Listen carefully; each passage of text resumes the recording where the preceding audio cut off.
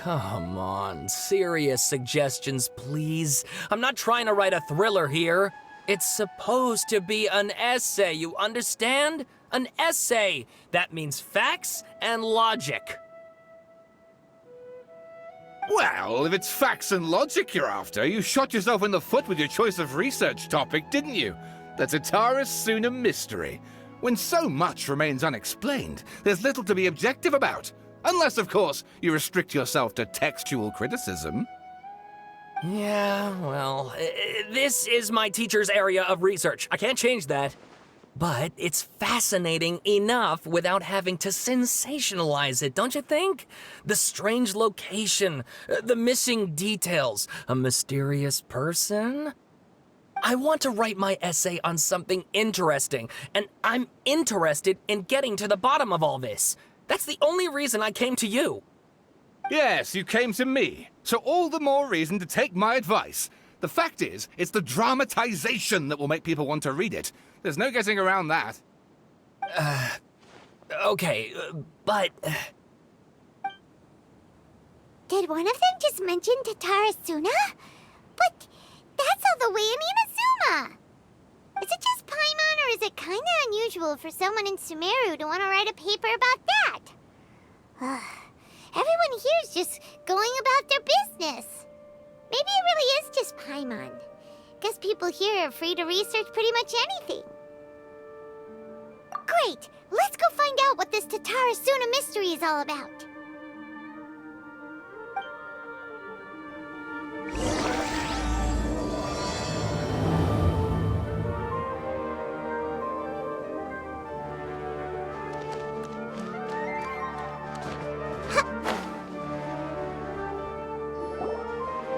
Alright, I guess I'll go with my textual criticism and your editorial direction for the first draft. I have a feeling that the missing kabuki mono will end up being the main focus of this paper. If only we knew where to find that traveler. From what they say about her, this seems like the kind of thing she'd know about. Oh, you're the traveler, you say? Hey, what's with that face? Don't believe us? No, of course I believe you. Actually, I first heard about your great exploits when I was still in Inazuma. This is my first time coming face to face with you and your mysterious silver-haired companion. I couldn't believe my luck, and out of force of habit, I started, examining the evidence. Sorry. Oh, Sawada, for the love of... Sorry, we don't get out much, so our social skills are kinda lacking. Traveler, I hear you've helped many people a great deal and been to many places. Would you be able to tell us about Dotorre Suna? Actually, we don't know much about that place either. In fact, we only came over here because we heard you talking about it and wanted to learn more. I see. My teacher chose this area of research as a personal challenge. He said it's difficult to get into because even Inazumans don't know much about Dotorre Suna's past. But who'd have thought that...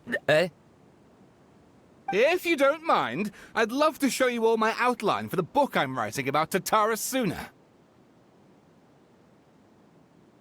Hold on, Sawada. Don't you think that's a bit of a deep dive for a first read? Well, fair point. In that case, please ease yourselves in gently by taking a look at Akaba's latest essay draft. Let me give you some background. This all started with the discovery of some records in Dotorre Suna. The writings mentioned someone by the name of Mikoshi Nagamasa, who crafted a fine blade. But in the end, he threw it into a fire to destroy it, and killed his servant Katsuragi. Why? Well, no one knows. Apart from the swordmaker, his servant, and the one who wrote this all down, the records also mention a kabuki mono. This seems to be an Inazuman word for an eccentric stranger, someone who dresses funny or acts in an unusual way. That's right. Akaba's teacher has spent quite some time researching these events on the ground. This Kabukimono lived in Dotorre Suna for a while before disappearing without a trace. And shortly afterwards, as Akaba mentioned, things got pretty ugly. So first this strange person goes missing, then a murder happens? Seems kinda fishy to Paimon. Yes, my thoughts exactly. So I helped out too. I asked everyone I could think of if they knew anything about what happened back then. And wow! Did I get lucky! Stop shouting! This part's important. I just wanted to make it stand out. It just so happens that a friend of mine works at the government records office.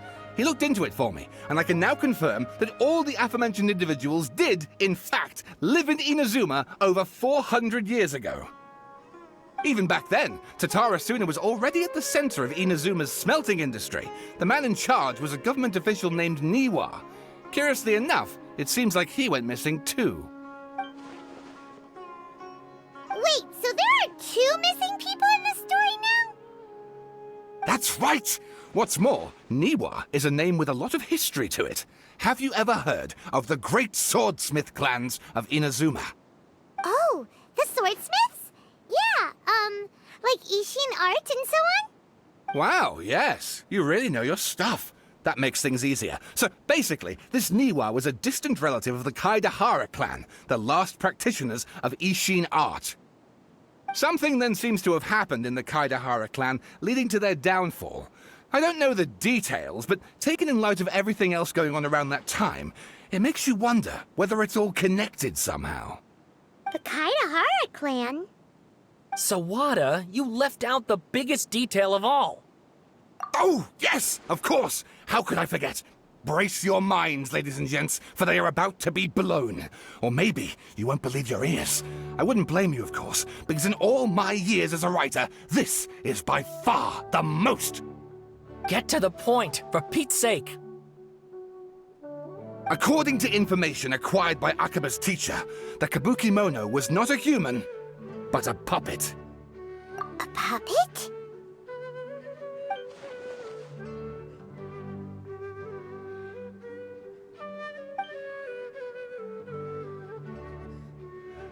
Aha!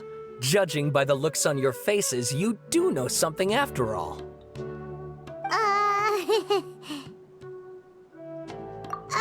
No! Paimon just meant, how creepy. The way you described it makes it sound like a ghost story. I agree, it does. But considering that non-human races in Inazuma are by no means uncommon, spooky events are to be expected. And that's exactly what my book is about. Please, take a look.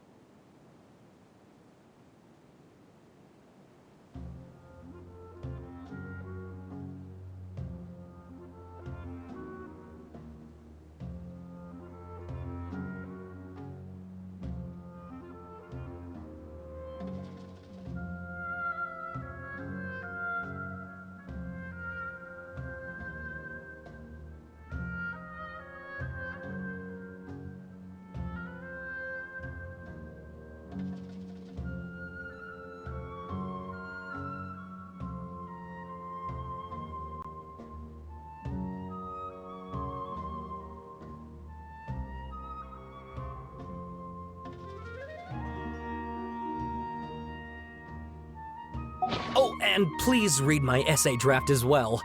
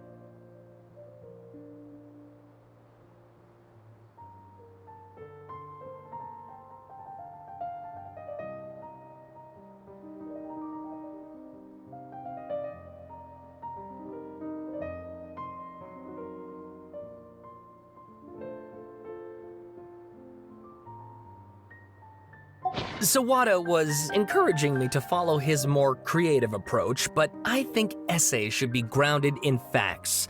I don't think explaining everything away with mysterious forces will cut it.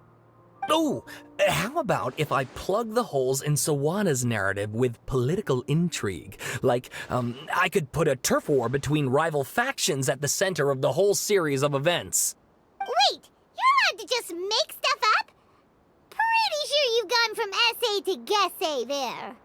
Akaba, look. Your teacher has researched this extensively. I've reached out to everyone I could think of. Whatever information we have now is all that there is to know. This is as much detail as you're ever going to get. Besides, if there really was a political power struggle going on at anything like the level you seem to be suggesting, what hope would we ever have of finding out the truth? Good point. Okay, back to the drawing board, I guess. Give me some time. I need to find a new angle on this. We have some other stuff to do, so we'll have to say goodbye for now. Good luck with your essay! All right, thank you. If you find out any more info about all this, please do let me know. Thanks so much.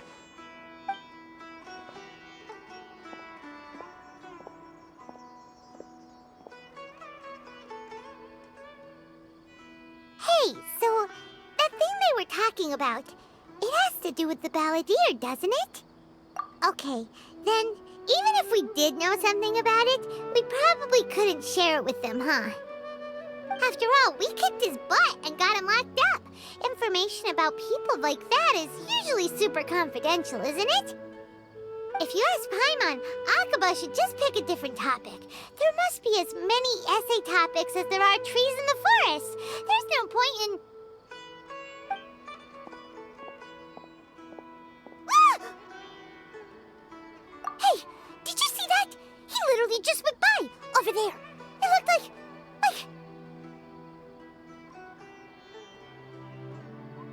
The balladeer! No, it can't have been. He got locked up. Oh, quick, let's catch up and see.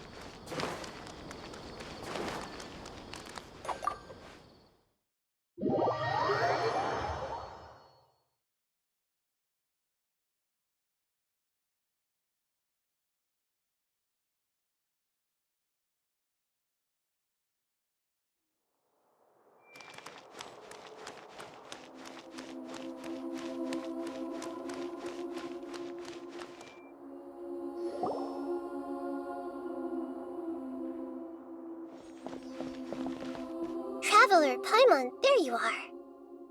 Nahida! Bad news. We just saw the balladeer strolling around in public. Did he escape or... Ah! It's him! Sure enough. You're here. Hey! What are you doing in the sanctuary of Surasthana?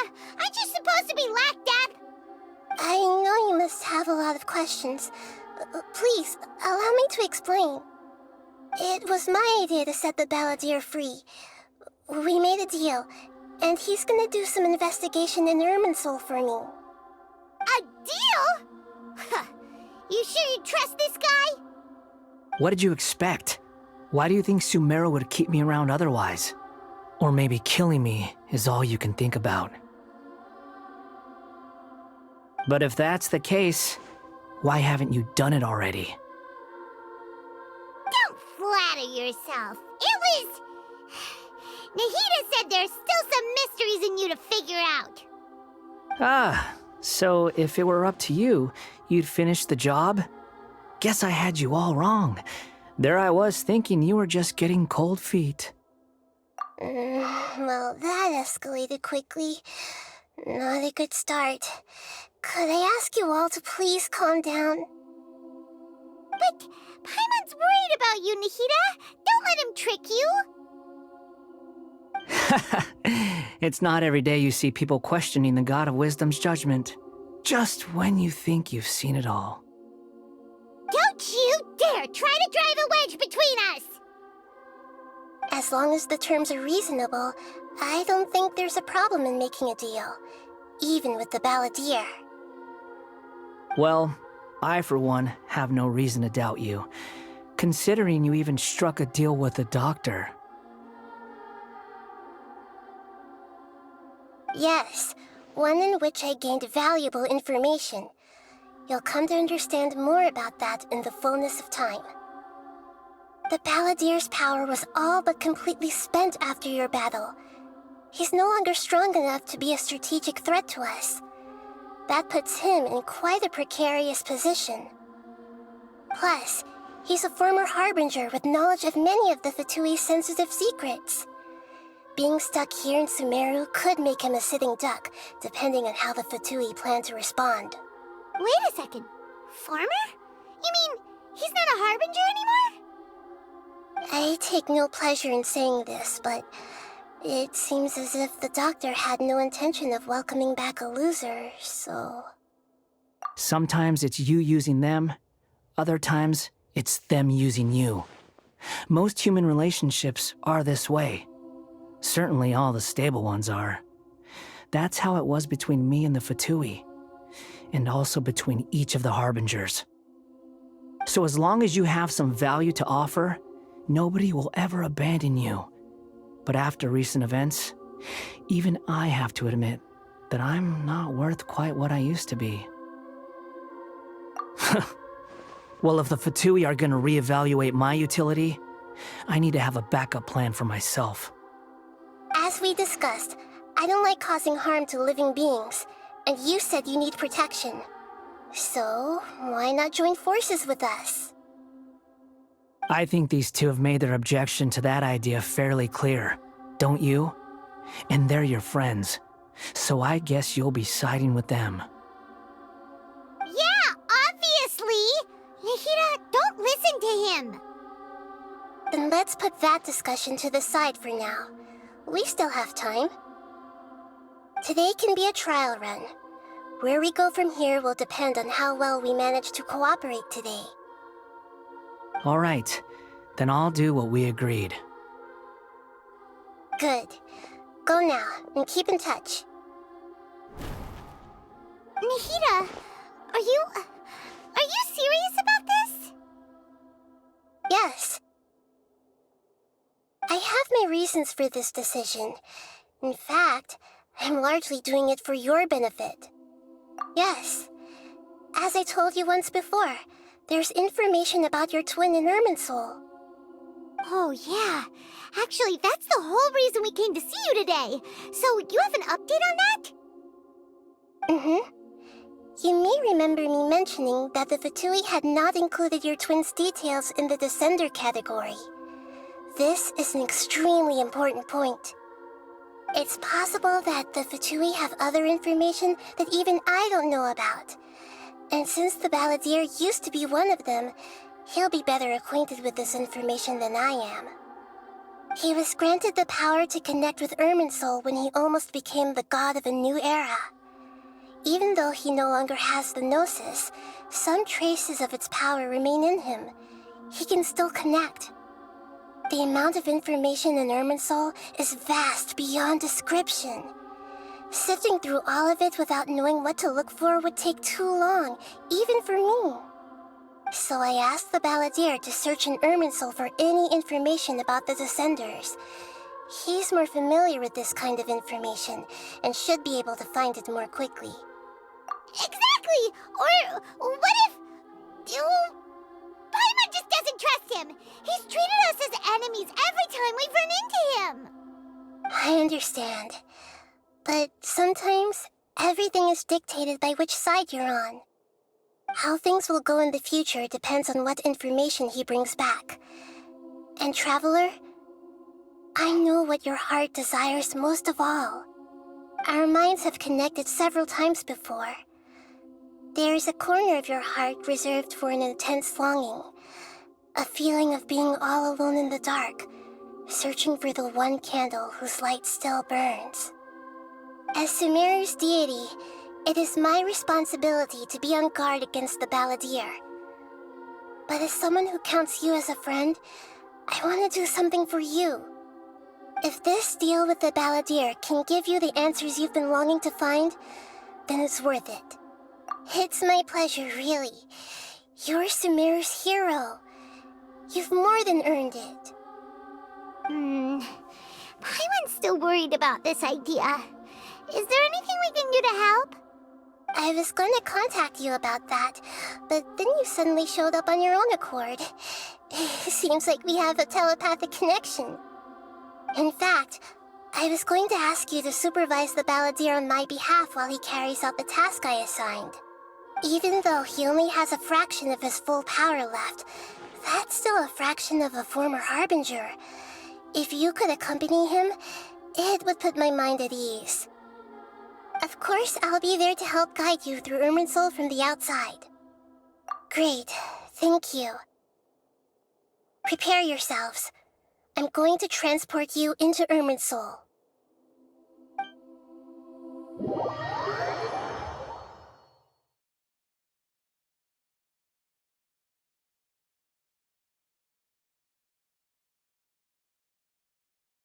Wow, it looks pretty different here compared to last time.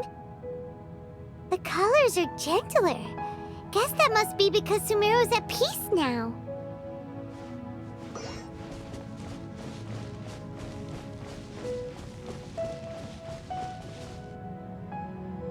Look at that.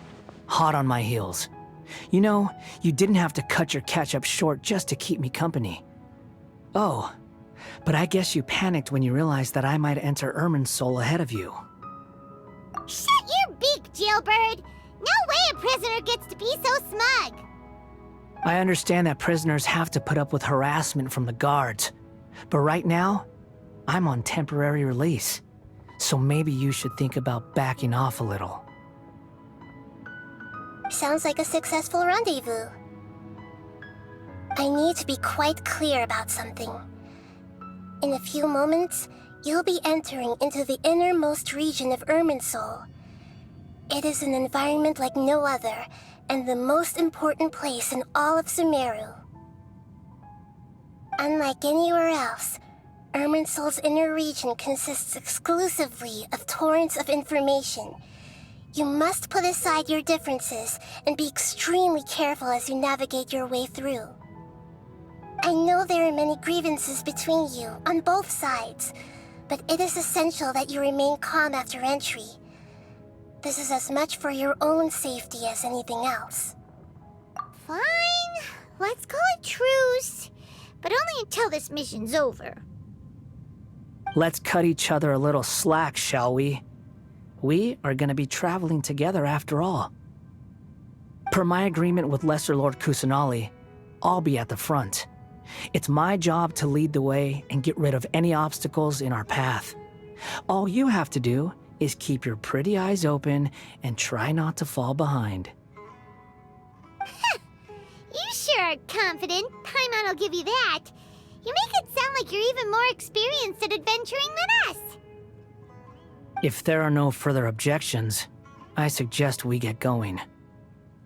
Or did you need some time to mentally prepare yourselves? Ew! Ugh, the snark on this guy, it's unbearable. We can start now. Irminsul access granted. Initiating connection procedure.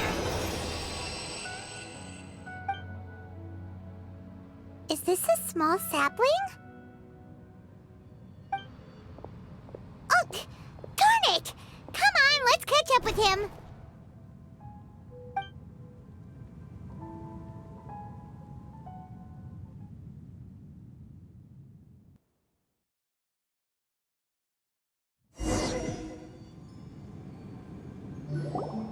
Wow!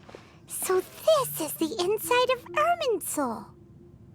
Ooh, Paimon's never seen anything like this, and it feels like a sacred place. Irminsul is closely intertwined with the entirety of Teyvat. Every bit of information flowing here means something. Pick your jaws up off the floor. It's time to go. Why is it that Paimon just wants to do the opposite of everything he says?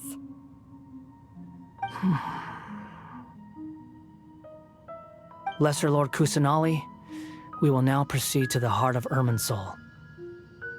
Can you still sense where the heart of Irminsul is? Yes. Permission to begin searching for information there? Permission granted. Go ahead. Let's go. Stay close. Don't go running off. Hey, so, say we did go running off in here. What would happen? What are you smirking at? I was just imagining the look on your travel companion's face if you went and got lost. Anything's possible in here.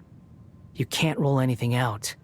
So if you want to stay safe, your best option is to stick close to me.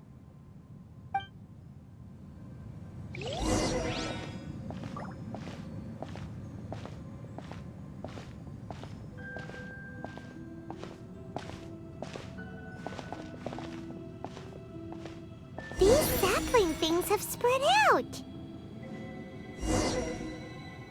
Those are all packets of information from inside Irminsul.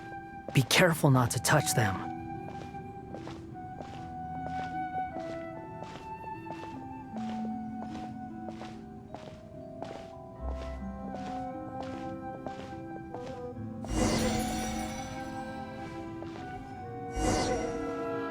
It looks the same in every direction.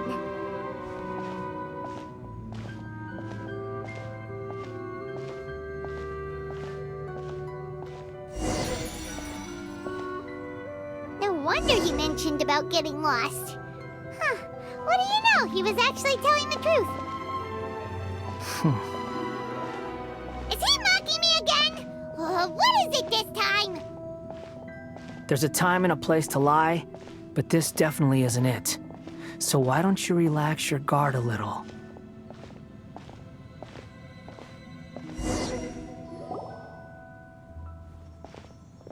We're here. What a huge tree! Lesser Lord Kusanali. Good, you made it. Are you ready? Ready when you are. Then please begin. Preparing to access cognitive currents. Establishing waypoint. The Balladier's actually doing what Nahida tells him. Guess he must want to stay alive.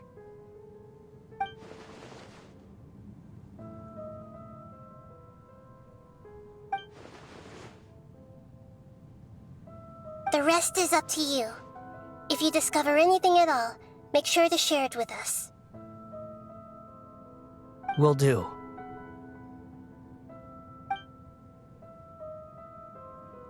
Huh. For once, we're the ones with nothing to do. Traveler, Paimon, would you like to talk? Yes, I've also invited Paimon to join. Huh? What the? We can talk to each other inside our heads? That's part of it. Plus, we're all friends. There's nothing wrong with us talking like this once in a while. Paimon's never tried this before. This is great! So, Paimon's been wanting to ask you something. Don't you think the Balladier's a bit of a walking contradiction? He's always talking back, but he seems to listen to what you say.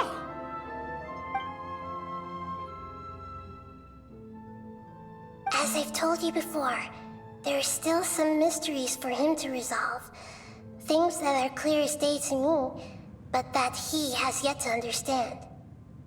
Perhaps today will be the day that he finds some answers.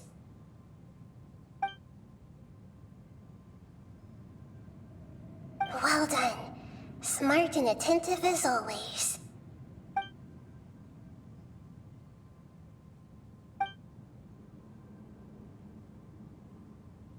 So, you made contact with that part of his mind. Well, it's true. Betrayal turned the Balladeer into the person he is today. Huh. Paimon thought nothing could get under that guy's skin. Turns out, he can get hurt and angry just like anyone else.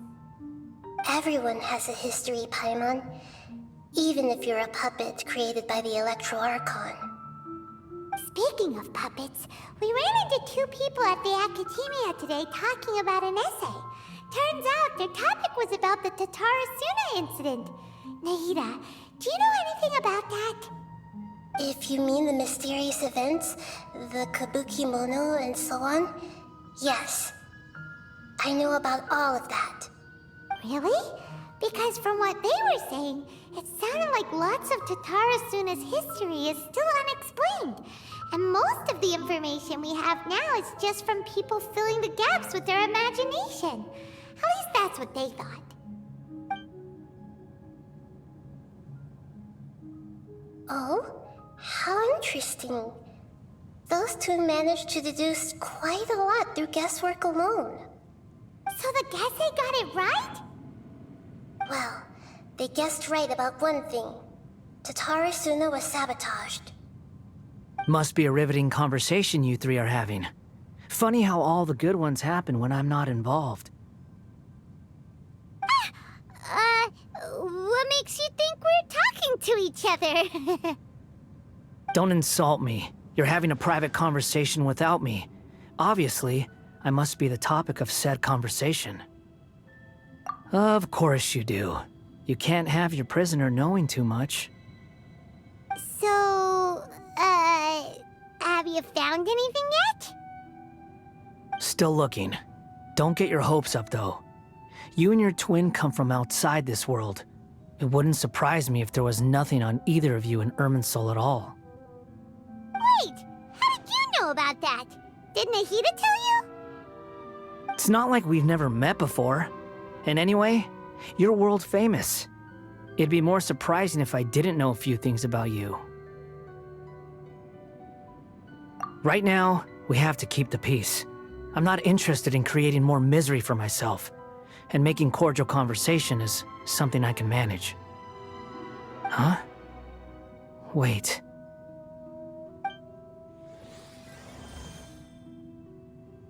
This light, it looks similar to those saplings. What could it be? Anonymous data. Hey, don't you forget the agreement! You have to share it with us! Shh. Just wait. Mr. Niwa, are you certain this is worth the risk? We are talking about Dotorre Suna's furnace, after all. It may not pay to act rashly. There's no one else who can enter the furnace. It has to be me. Is that so? Well, since you insist. It's...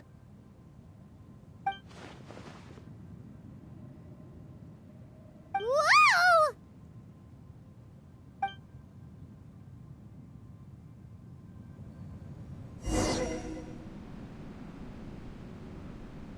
I have been in Dotorre Suna for some time now. You have shown me great hospitality, as has Mikoshi Nagamasa, and indeed, everyone else. Under your leadership, Dotorre Suna is a warm, welcoming place, like a giant village. People are gainfully employed, their lives have purpose, they are motivated. As I understand, the Raiden Shogun has, in recent years, eliminated much of the evil that plagued Inazuma. As for Dotorre Suna, it was originally established as a means of safely disposing crystal marrow. The forging industry with crystal marrow as a raw material has since flourished, giving rise to generations of swordsmiths.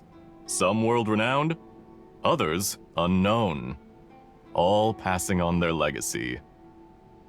Skills, blood, dreams. Every smith brought into this trade looks to find their purpose between steel and blade. That is why you accepted the proposal brought to you by myself and Akame. Yes, well, were it not for you coming to Inazuma and happening to make Akame's acquaintance, the two of you never would have joined forces. And he would be the first to admit that there's no way he could have revolutionized our forging process like this on his own. At least not on the same timescale. You allowed Akame to take all the credit for a method that you jointly developed. He sold it to me, and now every piece of ore here is smelted using the new technique. Even now, you remain one of Dotorre Suna's key consultants, working right here alongside us. I believe it is you, sir, who are truly responsible for the changes in our manufacturing and forging methods. You flatter me. From the outset, I saw much that was commendable in the forging industry of Inazuma, and it has been my great honor to befriend you all. So you say, Escher. But is this really the truth? My good sir, what do you mean? I tried to resist thinking it was all connected, because I didn't want to speculate, and I didn't want to believe that things could turn out this way. What have we gained from adopting your new technology? Ominous black smoke? Mounting production problems? Worker fatigue and casualties are up and continuing to rise at an alarming rate. And recently, as you well know, someone died because of that strange filth inside the furnace. We've kept the truth from spreading outside, but still, I suspect you understand it better than I do. None of the people who went out to get help have come back. Now, our mutual friend, the Kabuki Mono, is taking the Golden Feather to Narukami Island to seek an audience with Shogun. This is our last hope. But that doesn't faze you, does it, Escher? Nothing does. Otherwise, why would you still be standing there with that smile on your face? I'm just surprised that you finally chose to be so sincere. I'm sure you've been harboring these suspicions for quite some time.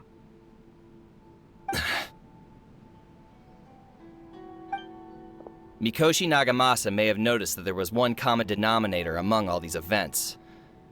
Namely you, Escher. But Mr. Mikoshi is more cautious than I. He does things by the book.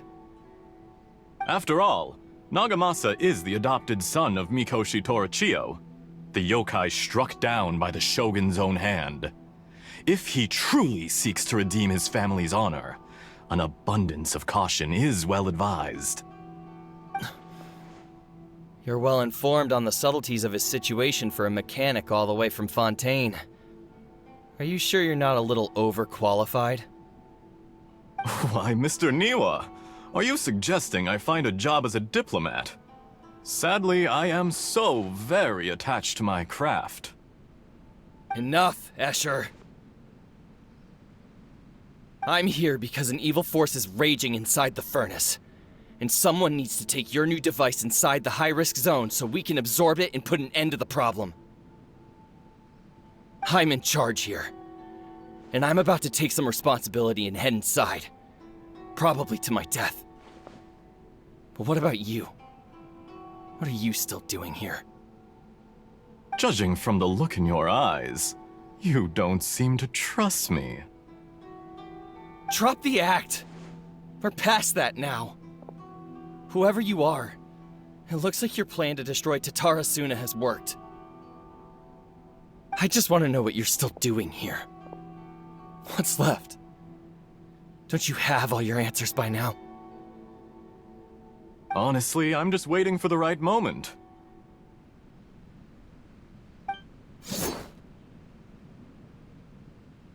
A moment like this, where you finish talking and I stop you from entering the furnace. You...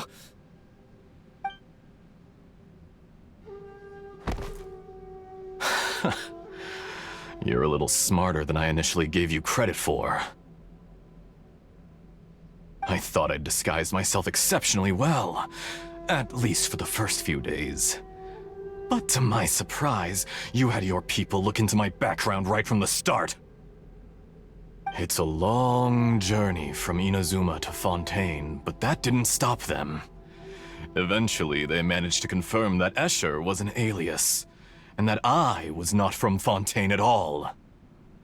And yet, despite all of that, you still fail to realize my true identity, and what I seek in Dotorre Suna.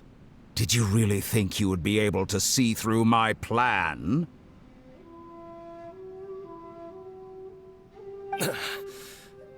If you kill me, there's no one who can get inside the furnace.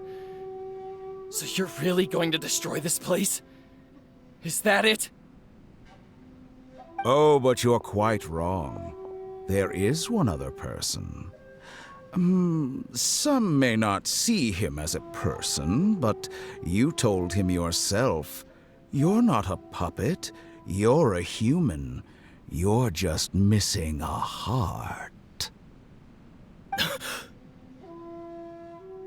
Whoever you're working for won't get away with this. They'll be found out. But this makes no sense. What are you really trying to accomplish by all this? Why go to all this trouble? It's no trouble at all. Patience is a virtue which I have in abundance.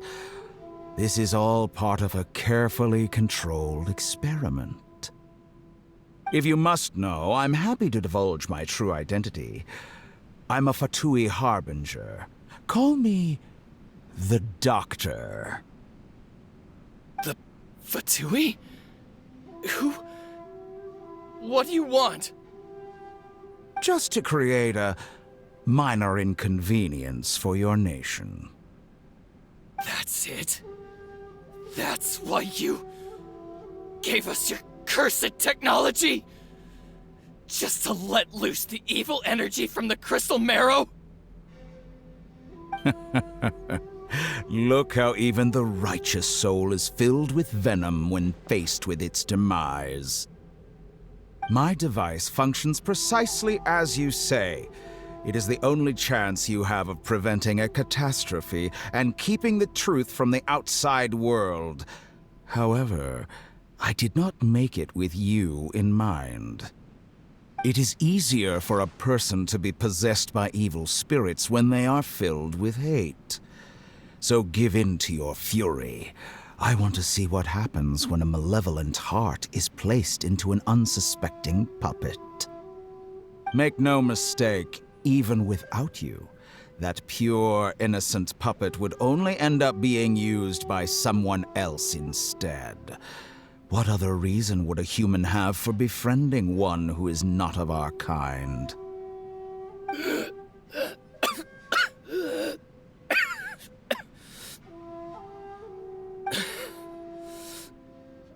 If you give him my heart, tell him that both Nagamasa and I see him as one of us. He has nothing to prove to anyone. Because not everyone just wants to use other people. The only ones who think like that are people like you. What a beautiful way to see the world. It almost makes me feel a little guilty. Then out of respect for you, I shall redefine myself. Think of me as a monster or a demon, if you wish. At least this way your death is not a consequence of your own folly turning you into an easy target. You simply lost to something more powerful than you could ever hope to defeat. I say, Mr. Niwa, let's see what happens. Will your puppet friend become a human? No, that will prove quite impossible. Mr. Niwa? Already dead. What a pity.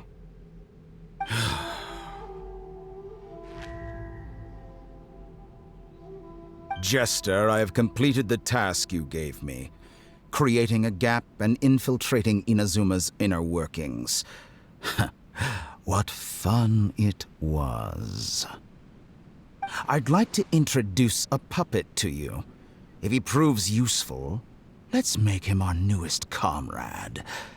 And if not, let's turn him to dust.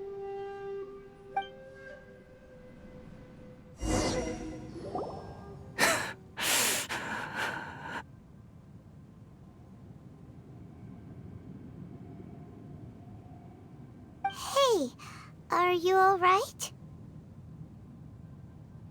Dotorre.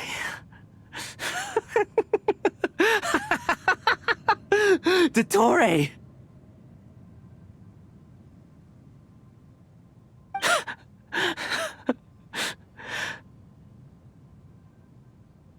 Good. Good. Was that the doctor? Did he turn into a mechanic from Fontaine? But why did we see things from his perspective? When I touched the doctor to confirm whether he'd eliminated all his segments, I read this memory in his mind. You have to admit, it must be the truth. Maybe so, but it means nothing. Does it? But this memory shows that Niwa didn't betray you. He never meant for you to be the one to take the device into the furnace.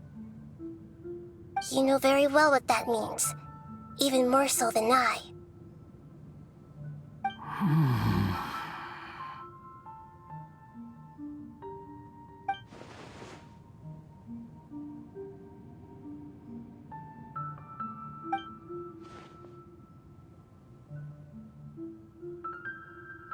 Let's give him some space. He looks really mad. Paimon doesn't want to be anywhere near him right now. We need to give him some time to process his emotions. Paimon's still confused about the Dotorre Suna incident. So, the doctor was behind it, but why has that gotten him so worked up? Nobody has ever deceived you like that, Paimon. It's natural that you find it difficult to understand.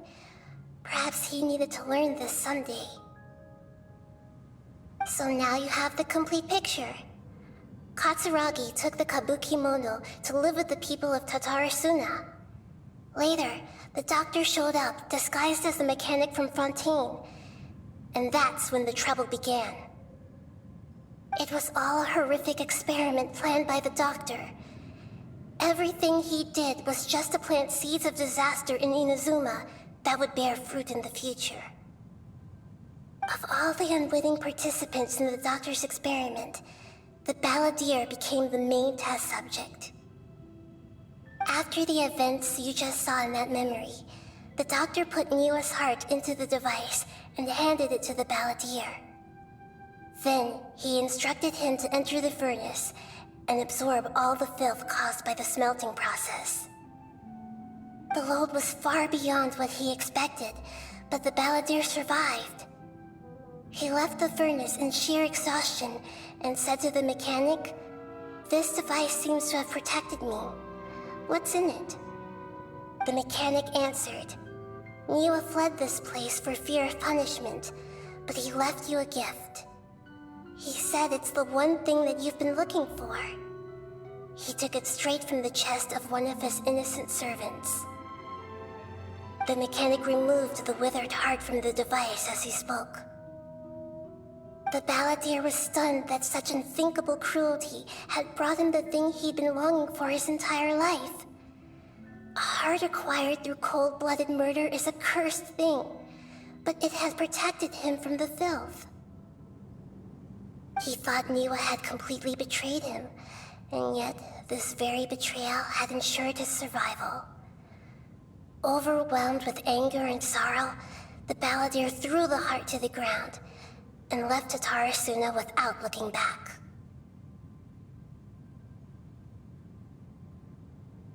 Holy moly. So the doctor killed an innocent man and pinned everything on the victim? That's terrible.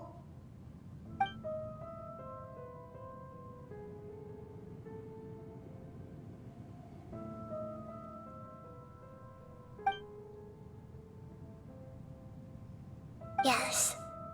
Only if he understands this can he choose a new path forward.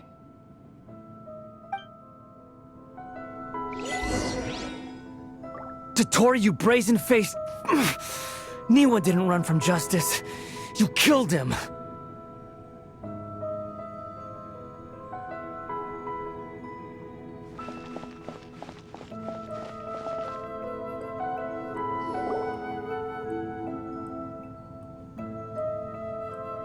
Shall we see how he's doing?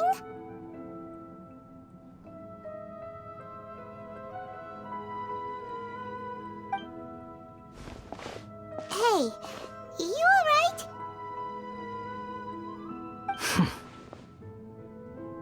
That's a scary expression.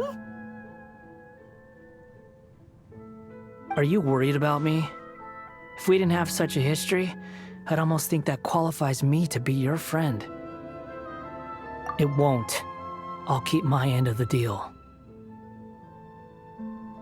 Hey, are you investigating the stuff we want to know about? That's why we're here.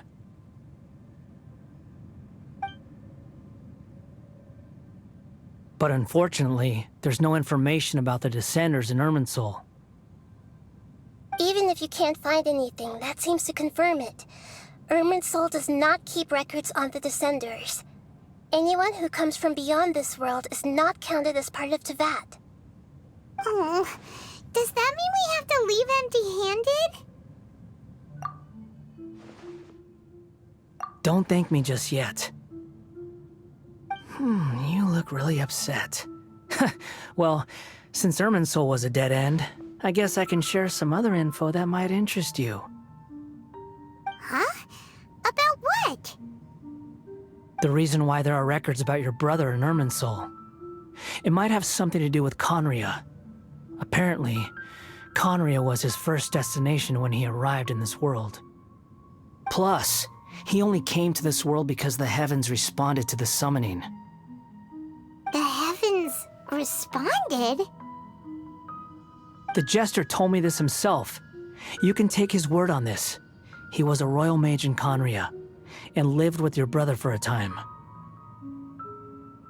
I don't know the details. It's up to you whether you want to believe me. All I can say is, I wouldn't lie to you about this. Did you get all that, Lesser Lord Kusanali? Yes. Astonishing news. Does this info count towards my mission? It wasn't from Irminsul, but was it valuable? Very valuable. Good. In that case, I'll take some time for myself now. Huh? What have you done? Lesser Lord Kusanali was right. My power's all but completely spent. Even if I use all of the divine power left in me, I can't sustain this shield for very long. I shared a secret with you, and now you owe me. So in return, I'd like you to answer a question for me. Give me your hand.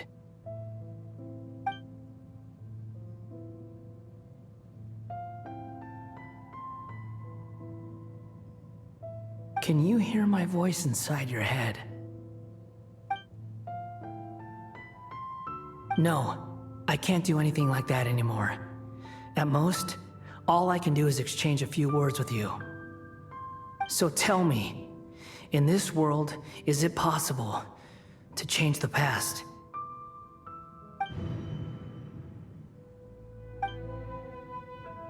Done. Huh? What the? What happened? Paimon only saw you hold hands for a second. Nothing. I was just thanking her for helping me.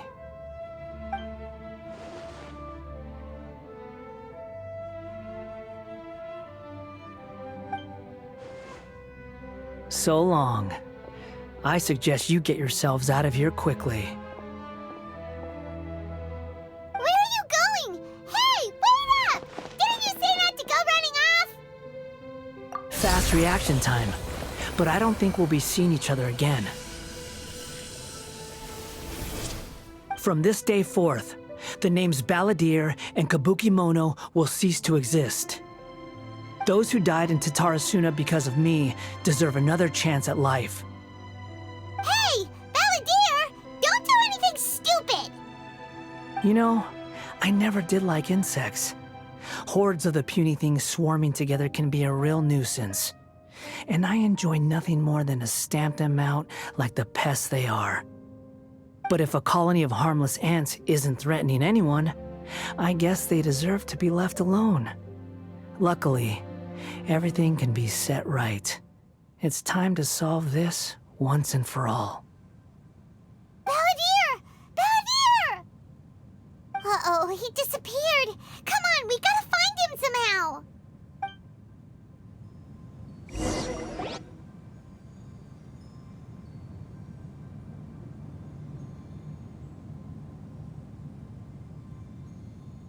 Oh no, he's really gone. Oh, can you hear me? Nahida! Traveler, Paimon, Balladeer, what happened just now? I was suddenly cut off by some kind of power. It was the Balladeer's fault. He shut you out. I didn't think he'd be capable of something like that with so little power left. Did he keep some of his power hidden when he was defeated? Or did he achieve something beyond his abilities, and it took everything he had? Where the heck did he go? Ugh, it's all our fault. We were supposed to keep an eye on him. Sorry, Nahida. Don't be. It's not your fault. Please, let me handle this from here, even though I'm not sure I can solve it. We're running out of time. Follow my lead and get out of Irminsul as soon as possible.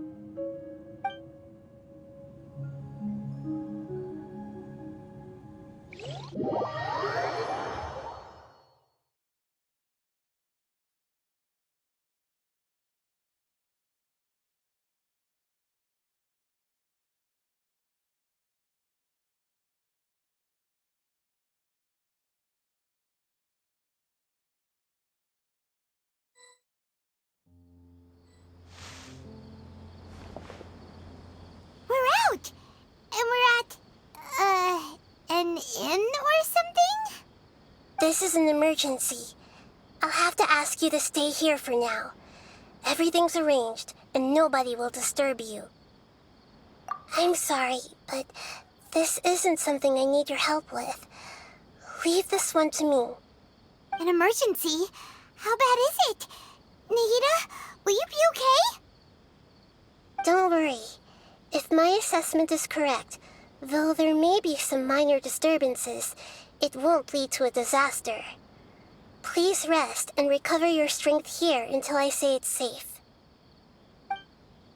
Her voice has gone. Paimon can't shake the feeling that something really big has happened.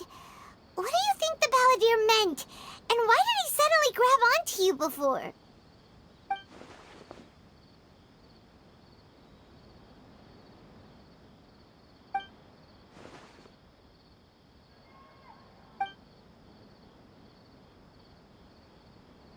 He wants to change the past? But surely that's impossible! Right! You can't just rewrite history! All that stuff happened already in real life! It's like, imagine Paimon drank all the water in this inn. Even if no one was there to see it, Paimon would sure as heck remember drinking it. So, why does Paimon still have a bad feeling about this? Paimon can't help but feel scared about what he might do. Oh, Paimon's so confused. Huh? Ah! Sorry, Paimon accidentally... It's the Balladeer's fault for causing Paimon all this mental stress. But erasing yourself from history? It's unthinkable. Is that really possible in Irminsul? Uh-oh. Paimon's head is overheating from trying too. And it's still not working. Ugh! Paimon's had it with that little brat. He's been nothing but trouble ever since we met him. There's no way he'll actually succeed, right? Otherwise, won't everyone who's connected to him be affected too?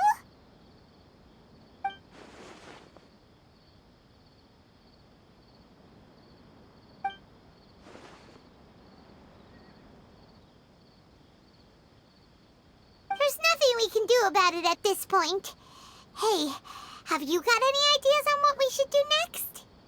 Seems like now there's nothing left for us to do but to go to sleep. But Paimon's still so worried. Paimon won't be able to sleep a wink tonight. So, how about, we list all our favorite foods to take our mind off things? Heck, if that doesn't work, Paimon's probably gonna collapse of anxiety here. Alright, Paimon will start. First dish. Munstack grilled fish. Oh, and chicken mushroom skewers. Tea break pancakes. Cream stew. Sauteed matsutake. And Dragon chili chicken. Almond tofu. Satisfying salad. Oh, also Adeptus Temptation. Golden shrimp balls. Triple layered consomme. Lotus seed and bird egg soup. And...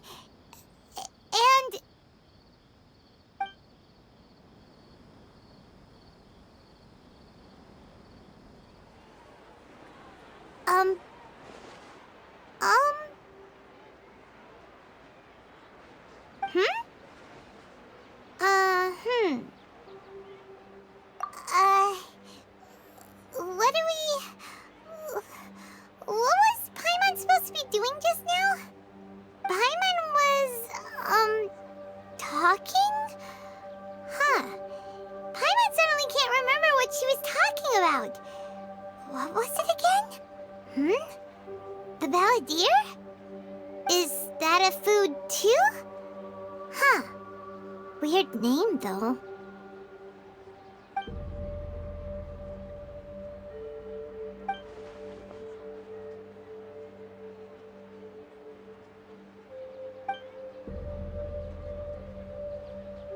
What's wrong? Your eyes are like saucers. Was it something Paimon said? So, the Balladeer. Is that someone's name? 'Cause it sounds like a nickname or something.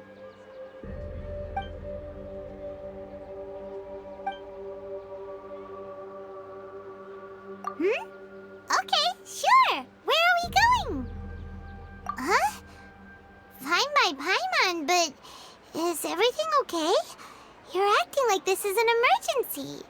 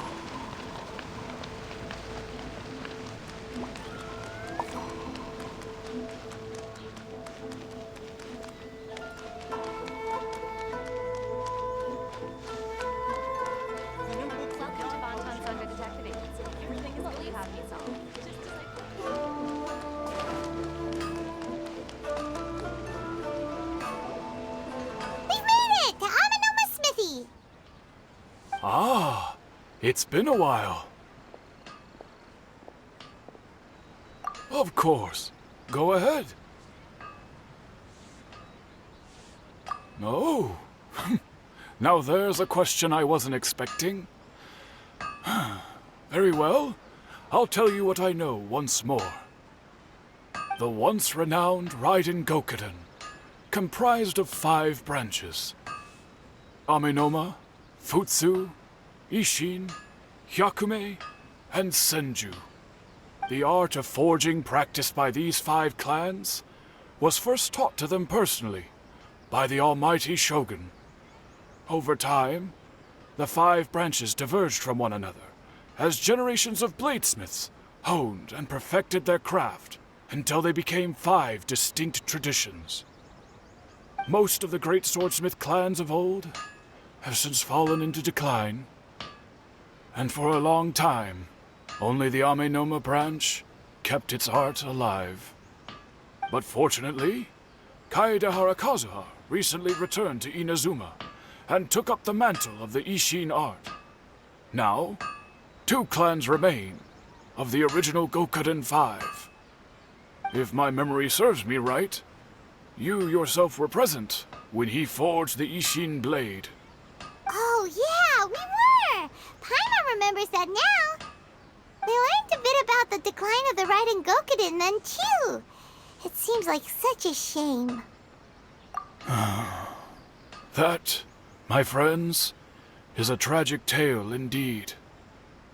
In fact, this was not made known to me for most of my life. All these years, I knew of those great clans' demise, but never the cause. Only recently, when the question was on my mind, did I ask Kaedehara Kazuha about this. He told me that, as we are both heirs to a branch of the Raiden Gokuden, it was right that I should know the truth. There is no harm in telling you, but I must warn you. It is a dark and sorrowful tale. The Raiden Gokuden were the targets of a murderous rampage by a vengeful bladesmith. Vengeful? Why?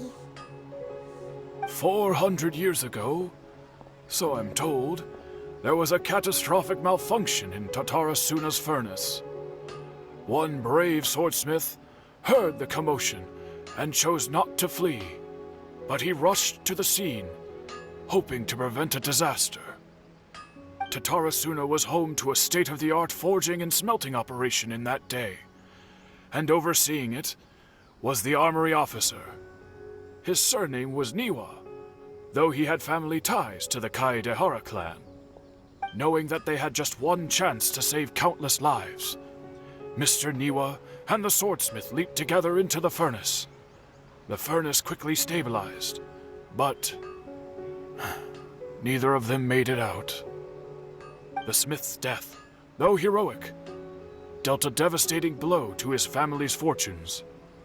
His orphaned son was left to fend for himself, and grew up deeply resentful at the world. In his heart, the whole of Inazuma was culpable in his tragedy. He hated the almighty shogun for her apparent indifference towards his father's death, and he hated everyone who had done nothing to try and save him. Powerless and destitute, the only legacy he had to pass on to his children was his hatred. Generation after generation bore this grudge, living in utter misery. Alas, if only the story could have ended there. But 100 years ago, the then head of this family reached the end of his wits. He could bear their fate no longer, and yet he could do nothing to change it. Finally, he made a drastic decision to take revenge on the Raiden Gokuden. In doing so, he sought to vent his pent-up anger and shake the very foundations of Inazuma's forging industry. In his fury, he murdered indiscriminately, killing even bladesmiths from the Hyakume clan which he belonged to. His goal was absolute, the devastation of all of the Raiden Gokuden.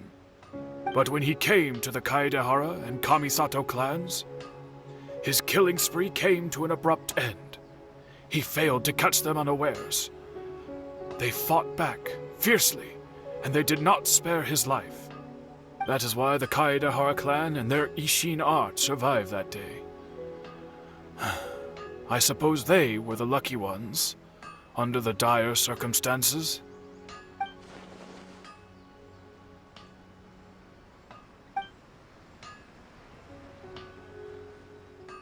Was there anything else you wanted to ask? Kazuha? Why, yes. Just yesterday, in fact. We spoke for a while over some tea. He seemed well.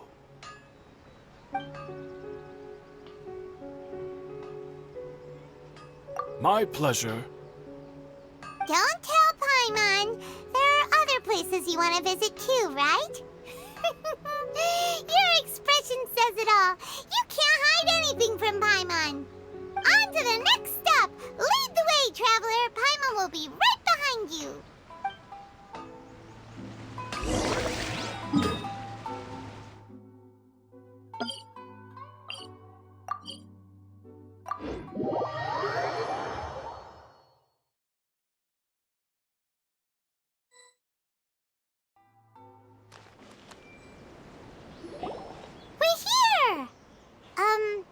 This is the Yashiro Commission's headquarters, so...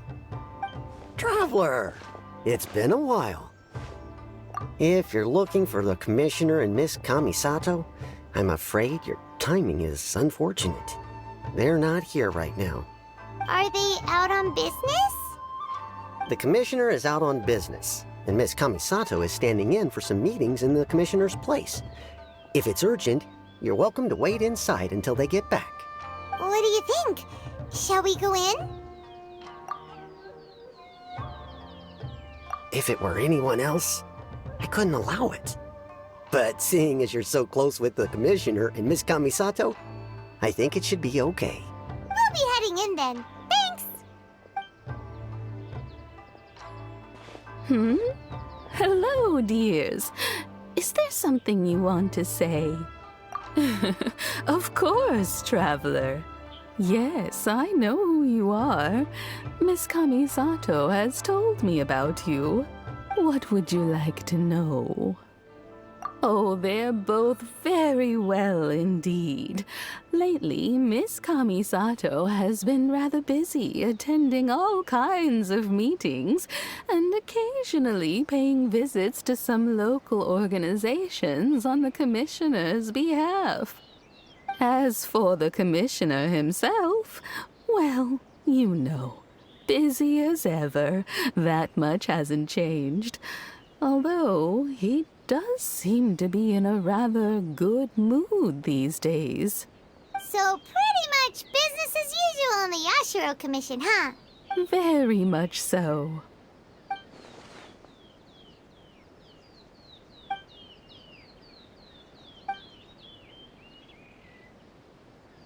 Well, got any more questions? You're very welcome. In fact, I would love nothing more than for you to come and visit more often. But I'm sure you must be far too busy to have time for that. Miss Kamisato talks about you all the time. She seems so thrilled to have you as a friend, and she's always saying how talented you are and how much she admires you.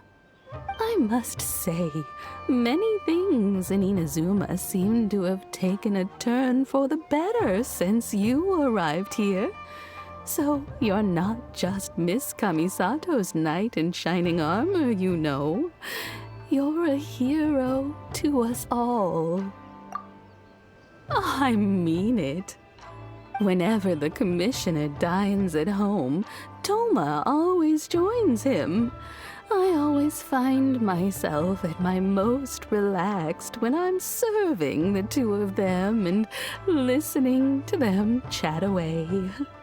The Commissioner has such a busy schedule that he doesn't always have the chance to take his meals at home. But given the opportunity, he always prefers to dine here. They say it's because Toma's a much better chef than most. Oh, the Commissioner is so fond of home comforts. They get to talking about you sometimes, too, you know. Always with a very fond tone. The way one would talk about dear old friends around whom one can truly be themselves. Miss Kamisato occasionally joins them as well. whenever the whole family gets together and they start talking about people they've met and experiences they've had, you always get a mention. It's been many years now since the late Mr. and Mrs. Kamisato passed away. Much has happened in the Kamisato clan in that time. As someone who is old and gray enough to have watched their son and daughter grow up, it makes me so happy to see them meet a dependable friend whose company they enjoy so much. So, in the future, if you ever do have the time, please know you are always very welcome at the Yashiro Commission headquarters. There will always be at least one old lady who would be delighted to have the pleasure of your company. Wonderful. Thank you. Paimon likes it here too! Also, you were saying something about the food here being really great. Paimon's itching to try it. We may just have to invite ourselves around for dinner sometime. Paimon meant we should come pay a visit again real soon. Ideally around dinner time. Of course. You're always welcome. Alright, goodbye for now. Where are we going next? Great! Goodbye, ma'am. Don't worry, we'll see ourselves out. All right, then. Take care now. Hope to see you soon. Oh, are you two leaving already? Yep, everything's taken care of now. Don't worry. Very well. Safe travels. Goodbye. Safe travels. Goodbye.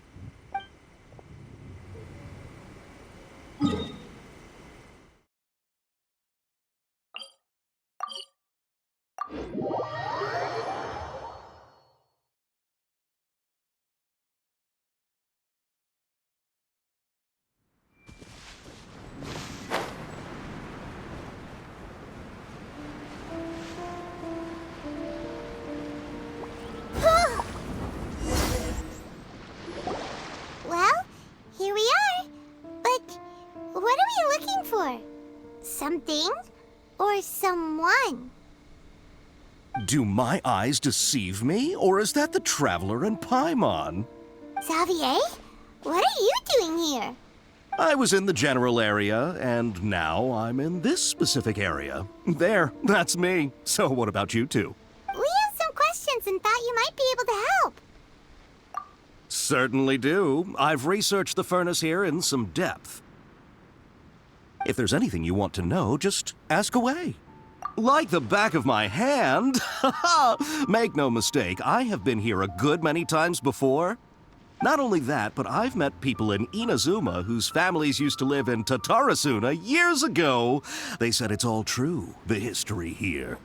Oh, well, it's a long story, don't you know? The tale of Tatarasuna starts a long time ago. I'm told that its history is one of the most foremost forging and smelting operations in the nation, goes back around 1,000 years. Still, the furnace has had a couple of serious maintenance issues along the way. A couple? When exactly? One was just in the last few years, the other was several hundred years ago. A fun fact, I'm not the first Fontaine tech guy to come and work on it either. There was a guy back then too. They say he was a mechanic who consulted on a technology upgrade. It seems like the technological collaboration between our two nations goes back a long way. How about that? Hey, weren't you gonna ask Xavier something about Tatarasuna? Come on, ask already. Oh, I didn't realize you two were here for a history lesson. Me neither. Paimon doesn't know what's gotten into this one today. Feels like we've been preparing for a history exam or something. What brought this on? Did you just wake up today with a sudden burning desire for historical knowledge? Sure, go ahead. A kabuki mono? No, I can't say that I have. I do know the word, Inazuman, for those eccentric types who always go around dressed to the nines. Just the sort of person that I'd like to meet, actually. But sadly, I've never had the pleasure, nor have I come across anything to do with a kabuki mono where Dotorre Suna is concerned.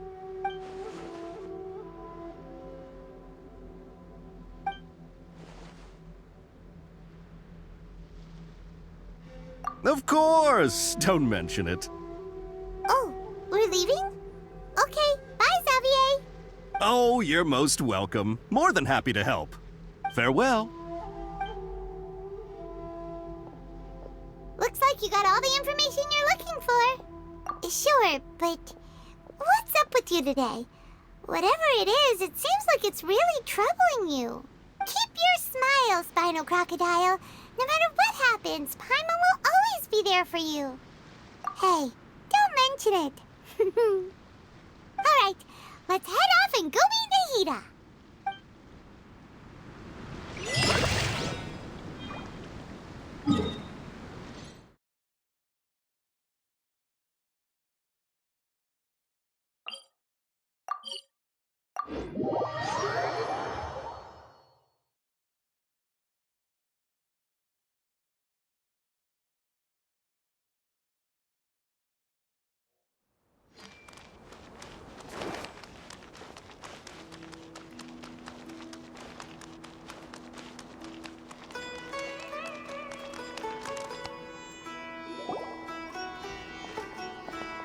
Hey, it's them!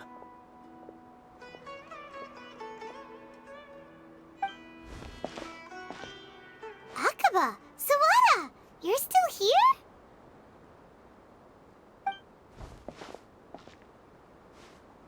Indeed we are. If you have a moment, we'd love for you to join us once more. We have time. What do you want to talk to us about? It's the same topic we discussed last time. Obviously. Still looking for more info about Dotorre Suna, huh? Should we join them? Unfortunately, we haven't made any real progress. Huh? Oh, of course.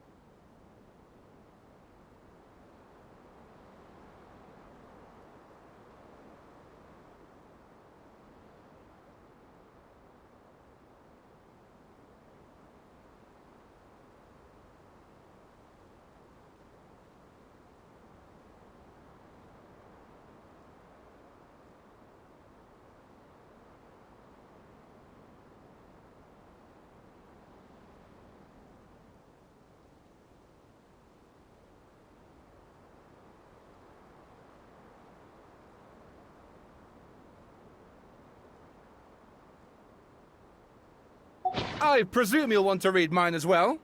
Here.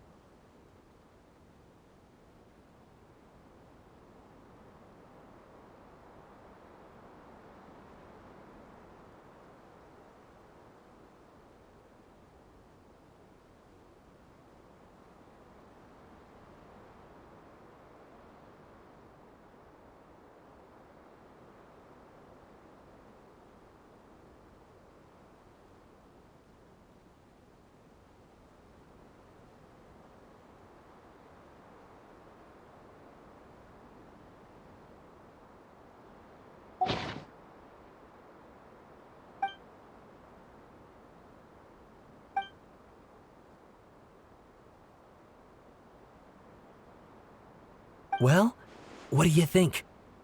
Hey, Traveler. Remember how last time Akaba was saying how he wished he could gather more information about all this? Well, we just got back from Inazuma. So how about we tell them what we learned? What did you find out?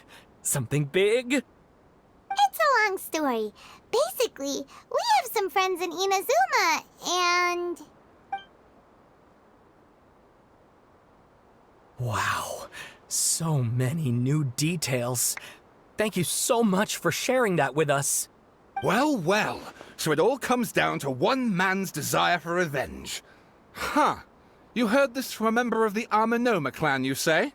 Then I guess it must be true. Ugh. So there's no ghost story here after all. This new information actually lends further credence to my hypothesis. Evidently, swordsmiths were seen as having an incredibly prestigious role in society those days, to the extent that harming them was conceived of, at least by the perpetrator, as a way of exacting revenge against those in power. Yes, okay, point taken, you were right. But that doesn't mean I can't carry on with my novel. And they're back at it. These guys are really into this. Oh, so sorry. Look at us, prattling on about our projects and ignoring you. Thank you so much for the information. You're welcome. See ya. Keep us in the loop if you find out anything else. Will do.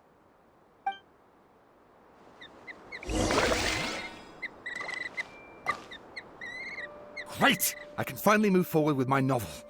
But what a sad story. I don't know what I was expecting, but I never would have guessed this.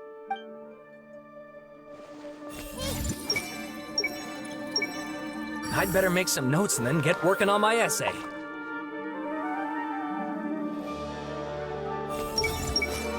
Asking the Traveler to help out was definitely the right call.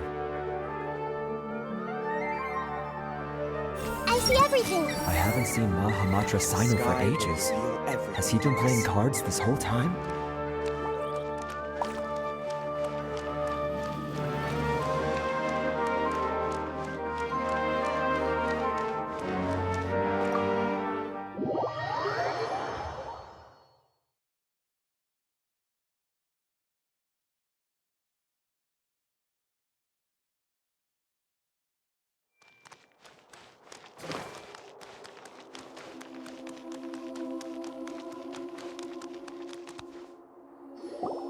Nahida, we're here!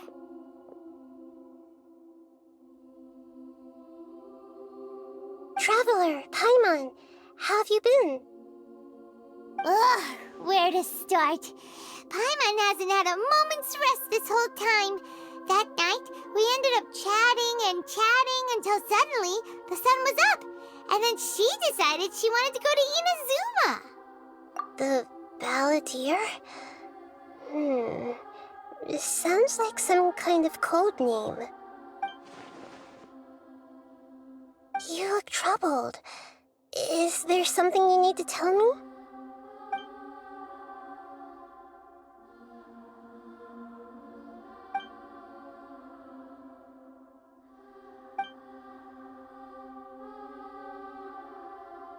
Traveler? Hey, what's wrong? You look so upset.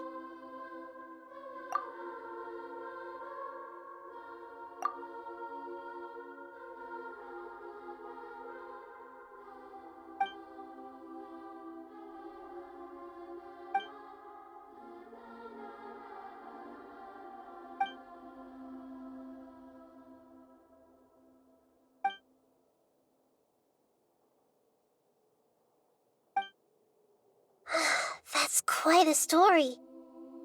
So, this puppet known as the Balladeer erased himself from Irminsul, hoping that he could change the past. But how was he even able to do that? As the Traveler said, he very nearly became Sumeru's deity. Admittedly, I remember it a little differently. I don't recall finding anyone inside the machine after we defeated it. Nevertheless, it does make sense.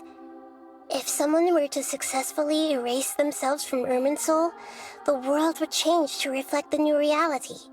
So, you believe this person really existed, and we just don't remember him because... well, because he literally changed the world? Yes. Theoretically speaking, it is possible to do this. But I'm struggling to imagine the kind of person who would dare go through with it. The Traveler comes from a world beyond Tevat. That's why there's no information about her in Irminsul. And it also explains why any changes to Irminsul wouldn't affect her.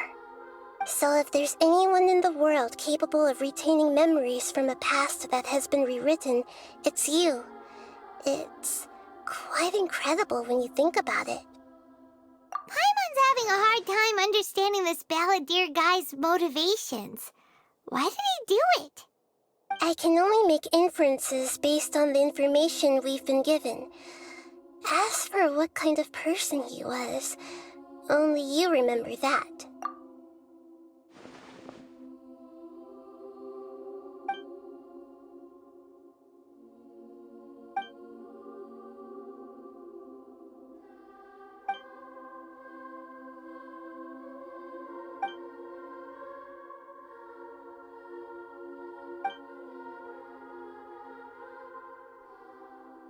Something else worrying you? Something that you can't share? It couldn't change the fate of the ones who had died, right? Once the balladeer realized he hadn't been betrayed after all, it must have completely changed his view of the people of Dotorre. Now he saw them as friends again. He couldn't keep hating humans after that. And if he thought there was a chance he could save his old friends, it would be hard not to try. The story makes sense, every part of it. The balladeer tried to achieve godhood with the doctor's help. He was unsuccessful, but retained the power to connect with Irminsul.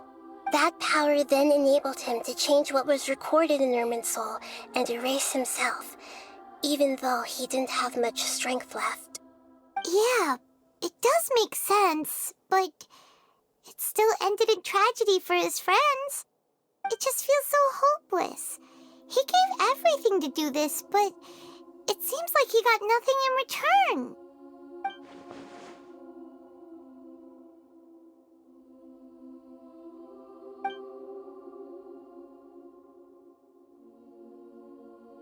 Please wait a moment.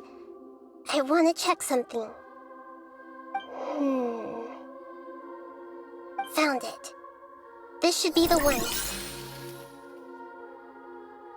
It turns out that I have a strange way of confirming everything she has told us. What is it? A record from a personal collection. It was tucked away in a corner.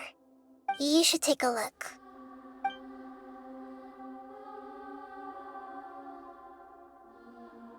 Is this a fairy tale? Who wrote it? I authored this record myself. Huh? You wrote a fairy tale that somehow has something to do with the balladeer? When combined with the Traveler's narrative, it's clear that this story is an allegory. Everything in it is a symbol for something else. Hold on. So this record survived from the past? Yes.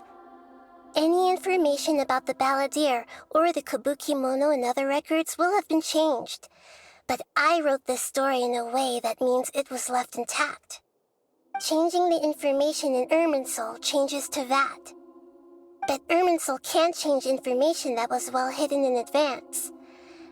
I guess I must have written this story as a backup before the balladeer entered Irminsul.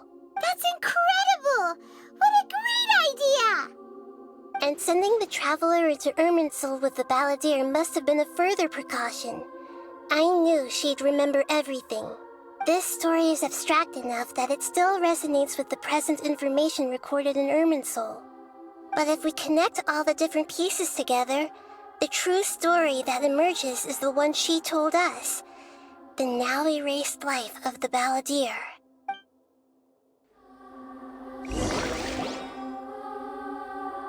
There was once a lone monster draped in fox fur. The monster found a family of foxes, joined them, and they became friends. The monster lived with the family day and night, and everyone treated it as one of their own. Once in a while, the monster would take off its fox fur at night and lament to itself as it gazed at its reflection in the water. I am a monstrosity, yet they are too foolish to see it. I pity them. But the monster soon found solace when another came to live among the foxes who was not their kin. A kitten, carved from the wood of a white tree who had been abandoned by the humans. The kitten too wished to become a fox, but its tail was too slender and it could not grow a coat of richly colored fur. Yet when the other foxes saw this, they spoke words of comfort to the kitten. Even without a tail and fur like ours, you are still one of us. Furious at this happy resolution, the monster lit a fire on the mountain. The terrified animals panicked as the fire spread. The only way to extinguish the flames was to make a sacrifice. A gray fox stood up and addressed the monster. It said, "You are the cleverest among us. Surely you can help us find a way to solve this." The monster smiled, led the fox toward the fire, and murdered it.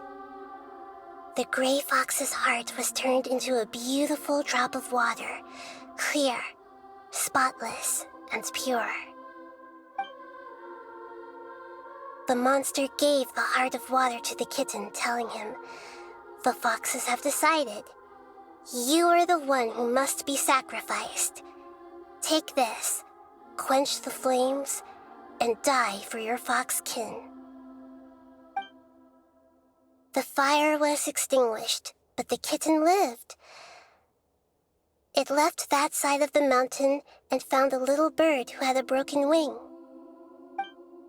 The two promised they would spend their whole lives together, but the little bird did not have long left to live. It passed away soon after. After burying the bird, the kitten left the mountain for good. Never again would it cherish a single creature, nor a single blade of grass that stood on that mountain. The kitten spent the nights wandering aimlessly, gnashing its teeth at the moon. How it wished to swallow the moon and devour the moonlight. If the world could only return to darkness, then it would finally be peaceful and content. I will become the new moon, the answer to everything. Then, no one will know that there were once birds, foxes, and cats in this world. And no one can know that they were different.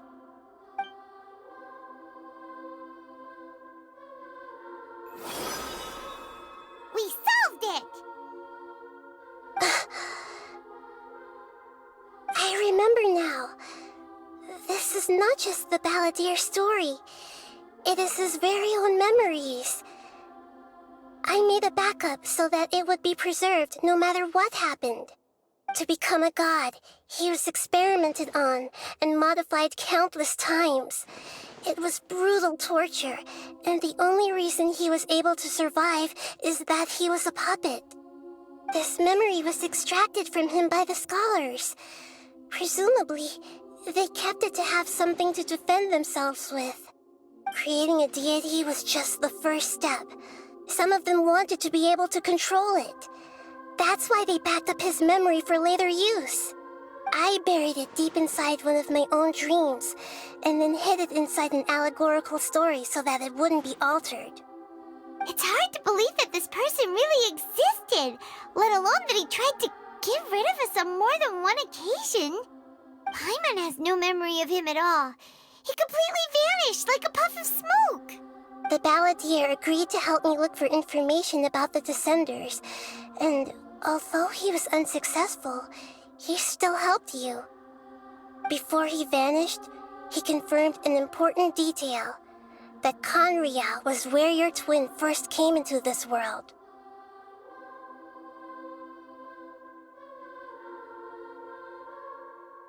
We still don't know how the change to Irminsul will affect the senior ranks of the Fatui, but in all likelihood, they won't even remember their own Harbinger.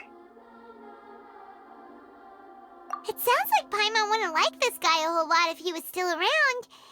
But still, Paimon doesn't like the way it all ended that much better. This is why wisdom alone cannot answer all our questions. We look, we see, and we comprehend, but the question still troubles us. So the answer is not everything. People yearn to find the truth and then conquer the troubles they face. When you give someone the truth, you give them a chance to choose their own destiny. To others looking on, this may seem like a pointless endeavor, but for him, the chance to act on his desire to disappear must have meant a lot. Never forget that even when we walk beneath dark clouds along a road filled with suffering, the light of wisdom is always there, guiding us toward a better destination. And that is what you have been doing all along.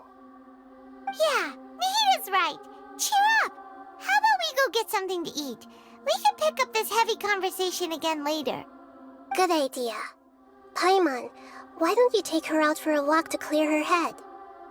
You got it! Come on, Traveler! You need to get out of your head for a while. You'll feel much better after taking a walk.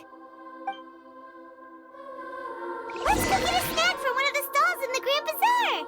That'll be sure to lift our spirits! Come on!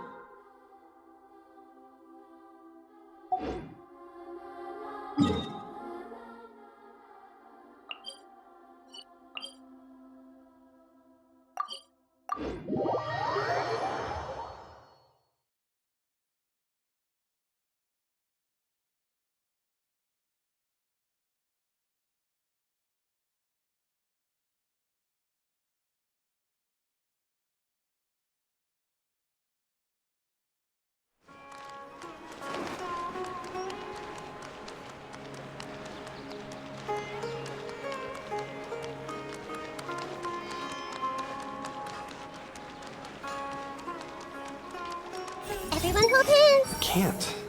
I can't stay up late again tonight.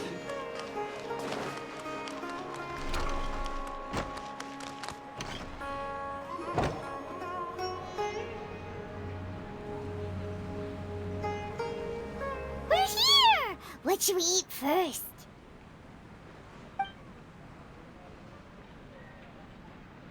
Hey, are you gonna answer or what?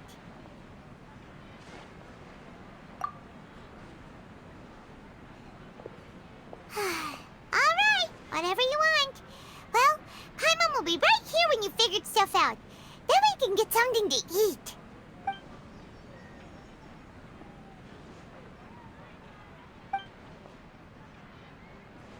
What is it? Have you figured it all out?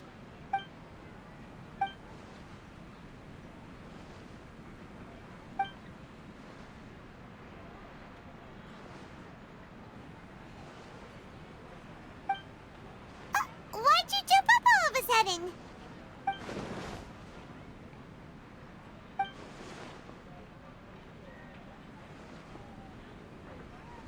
Excuse me, boss. There seems to be a small problem with the last bill. Look, here.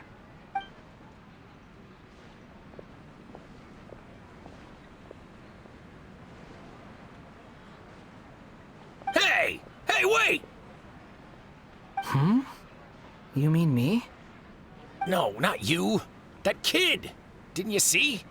Little rascal grabbed my last 2 fresh Sunsetias and ran off.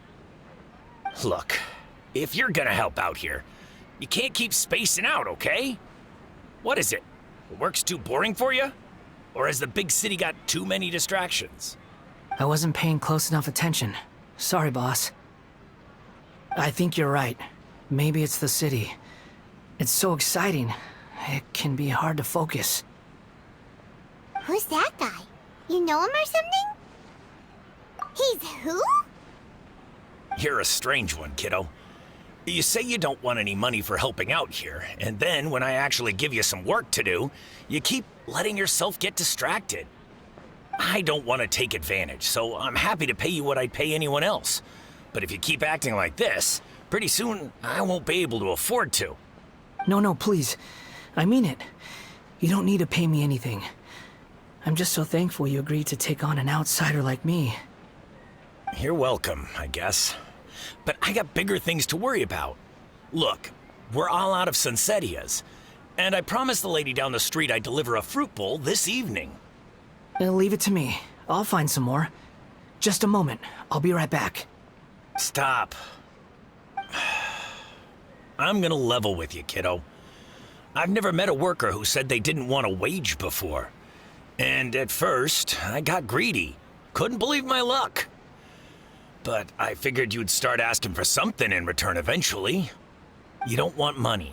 You don't take days off. And in your free time, all I see you do is wander around, taking in the sights. Are you a drifter or something? That's right, I am. We can talk more about that later. First, let me get those fruits you needed. Sunsetias, was it? I'll be right back. Hey, what do we do now? Okay, stay out of sight. Don't let him see you.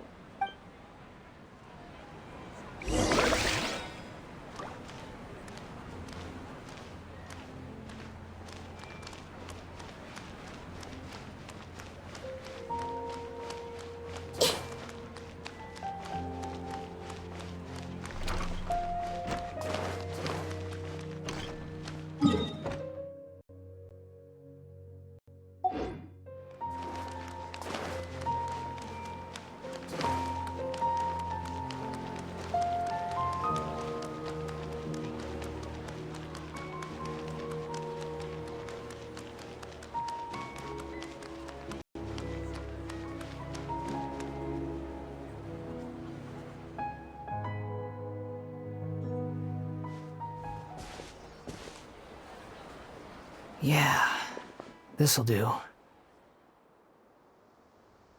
though you say he's the balladeer, what are we planning on doing? Stealing his Sunsetias? Isn't that a bit too cruel? Oh, alright. This should be enough. Guess I should wash them before I take them back. Huh? You two over there. Is there something I can help you with? He spotted us! You've been following me all the way from the city. I'd have to be blind not to notice. Have we met before? No, we haven't met. But you know me? I have no recollection. Are you absolutely sure? Sorry, but I just can't take your word for it. A puppet? What makes you think that? Huh? You were right! The look on his face! I guess you do know me after all. That is not something I share with a lot of people. Look, I'm just a wanderer. But seeing as you've gone through all this trouble to track me down, I'm sure whatever it is must be important. Okay, but please let me deliver these goods to my boss first. Are you really working for that guy? He said you don't want any more for it. Is that true?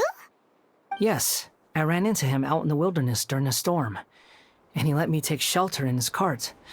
In return, I said I'd be his helper for a while. That's oddly nice of you. Let me take these back. Then I'll come with you, okay? Then let's return to the city.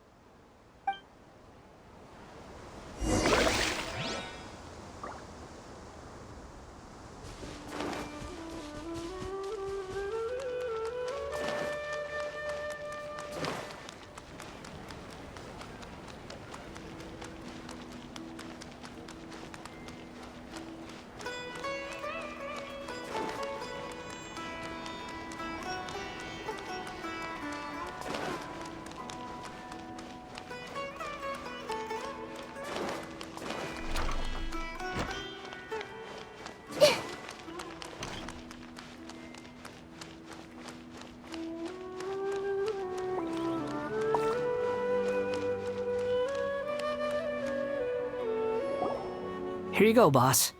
I'll leave them right here. Oh, you really went and picked some more. Who are these two? Something's come up, and they need to borrow me. Sorry, boss. I'm afraid I'll be away from the stall for a while. I was just about to pay you anyway. Go wherever you want, kid. Don't waste your time here. What?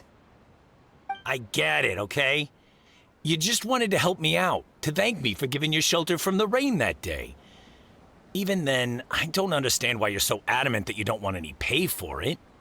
But look, it was pouring down, and there you were, sauntering along without a care in the world, like you had nowhere to be and didn't even care that it was raining.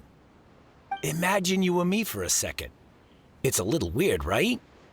Why's this guy traveling during a rainstorm if he's not trying to get somewhere? And why's he taking a shortcut through the open country if he's not even in a hurry?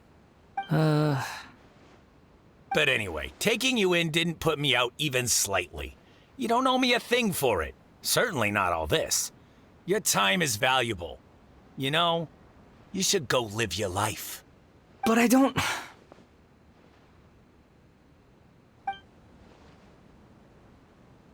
No, you're right. Then I suppose this is where we say goodbye. Thank you again for taking me into the city. Don't mention it, kiddo. I've run into all kinds of characters over the years. I just hope you find your path. Thank you. All right, done. Thanks for waiting for me. We can go now. Hey! Just an honest guy doing some honest business. Don't worry about me.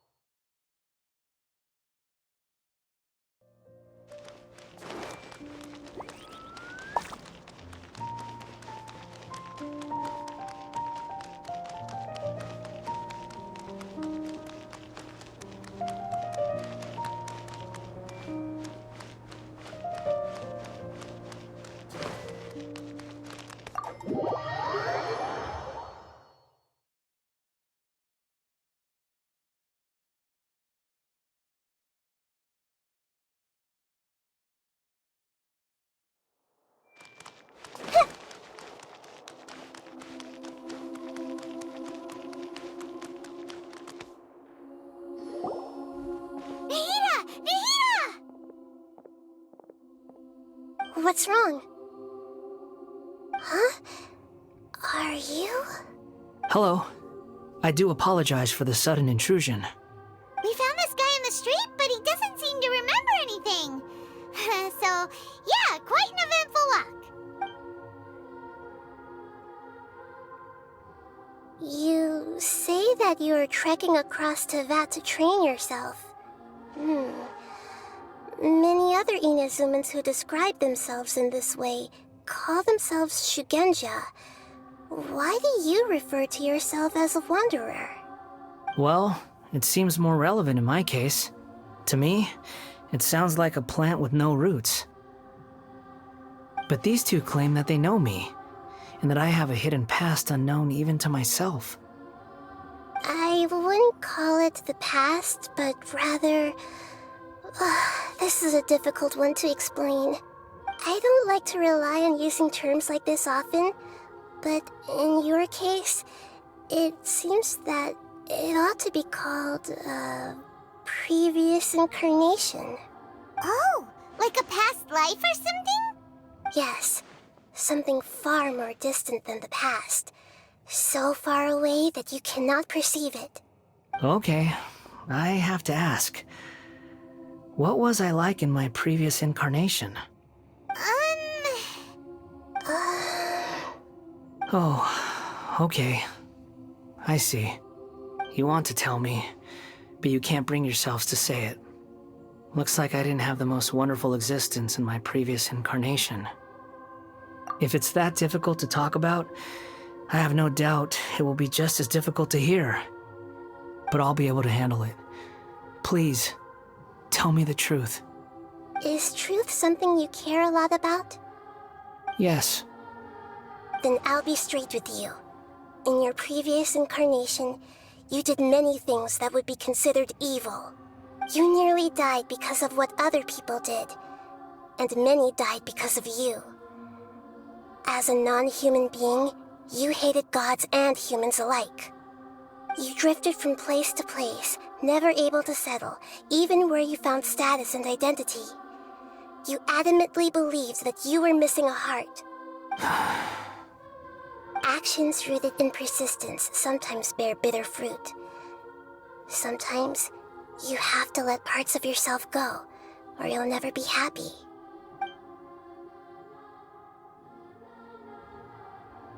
I gave everything I had, but it barely changed history at all. In terms of the outcome alone, that's true.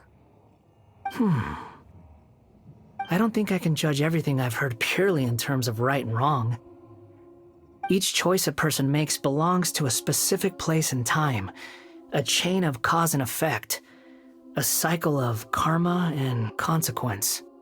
That is the nature of truth. If one thing is right, its opposite must be wrong. And yet, dichotomies like this are not enough to explain the world in all of its complexity. It seems like my previous incarnation wasn't the most likable individual. We're not trying to hurt your feelings or anything, but yeah, we weren't your biggest fans. If we were enemies, why are you trying to help me find the truth? This is so frustrating! This guy's supposed to be our arch enemy, but now he's just some random stranger we met on the street! He's got so much to answer for, but we can't make him talk because he doesn't remember anything. What a weird situation. Lesser Lord Kusanali, as the god of wisdom, I trust that everything you told me must be true. Yes, it's all true.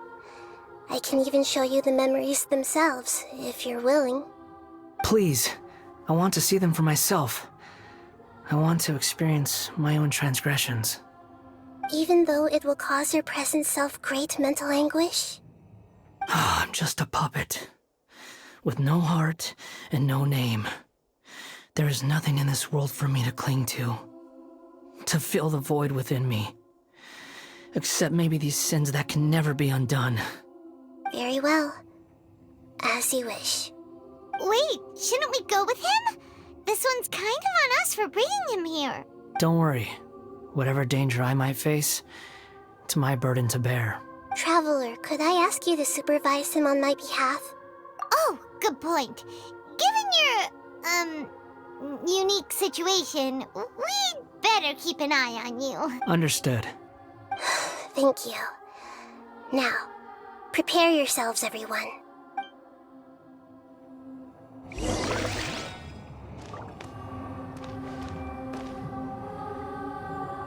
Everyone hold hands! Time to face the music.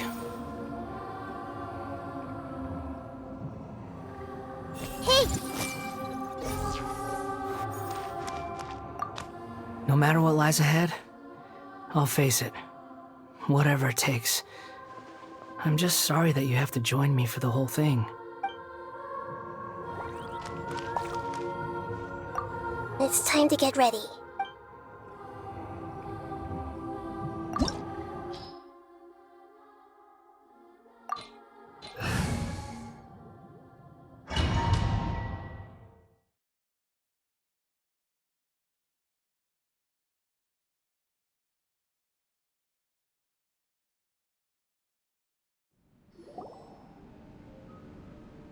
This looks like Inazuma.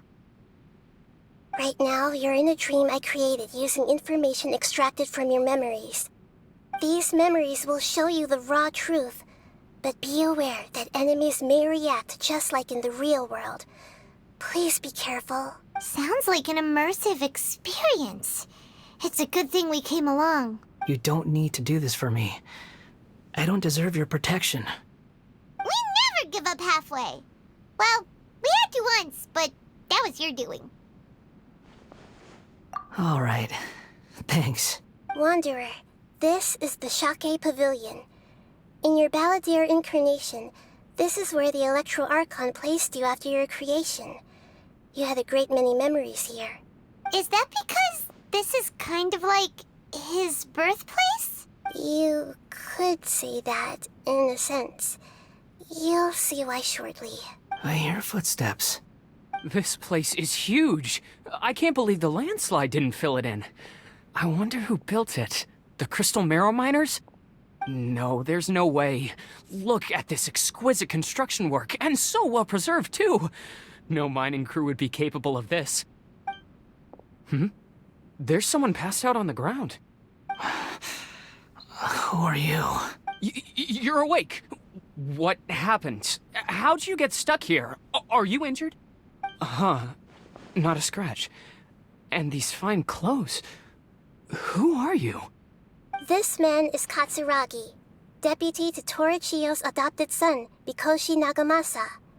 He found the Balladeer in Shake Pavilion and took him back to Dotorre Suna. And the rest is history. Well, it used to be. In the original version of events, Katsuragi was ultimately killed by Nagamasa. Let me get you out of here. Our people are nearby. Hang in there. During the Dotorre Suna incident, Niwa was murdered by the doctor disguised as a mechanic. The Balladeer, then known as the Kabukimono, disappeared not long after. As the second in command at Dotorre Suna, responsibility for what had happened fell to Mikoshi Nagamasa.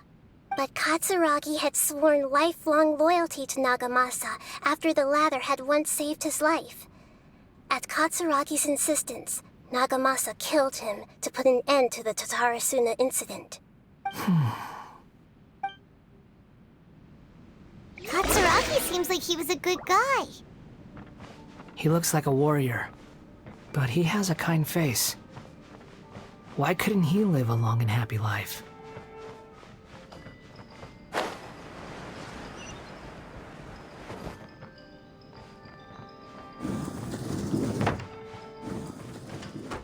Nagamasa, I found this young guy in a cave sealed off by a landslide. He doesn't remember his name. Well, we need to call you something. I hear the workers are calling you the Kabukimono. That's fine with me. Katsuragi, report to Niwa. Tell him we have someone new joining us.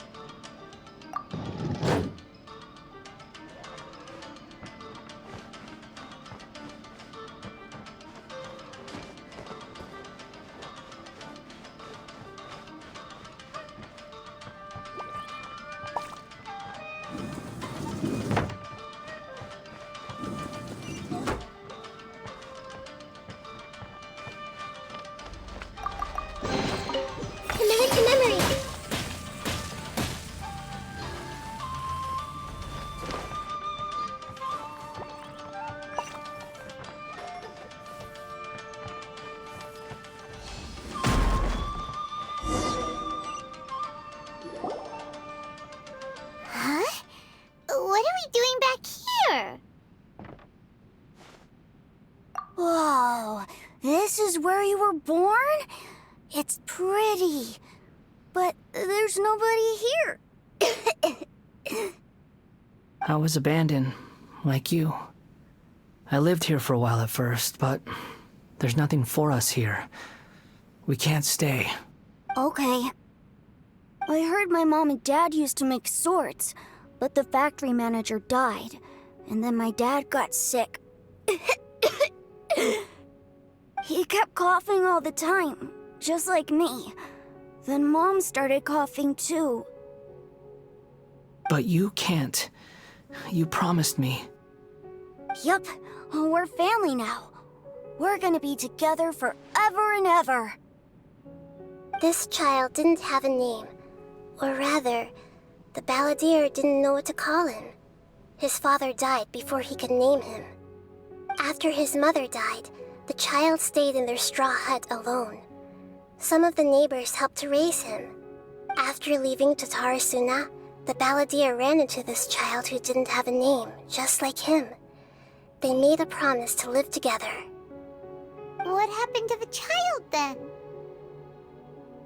He died from his illness while he was still very young. The balladeer came home one day and found that he had stopped breathing. Hey! What's wrong? Say something! You promised me we could be family! You're no different from Niwa and all the others. You betrayed me too.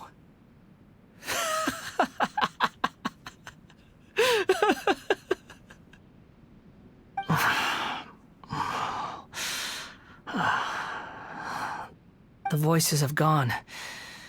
It looks like the memory ends here. Let's keep going.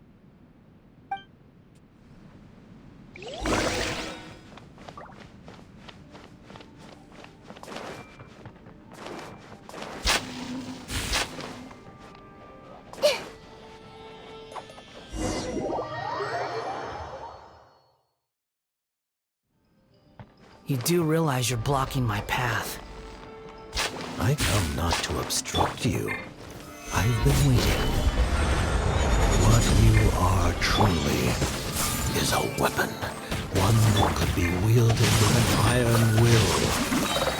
Or you could continue to drift aimlessly.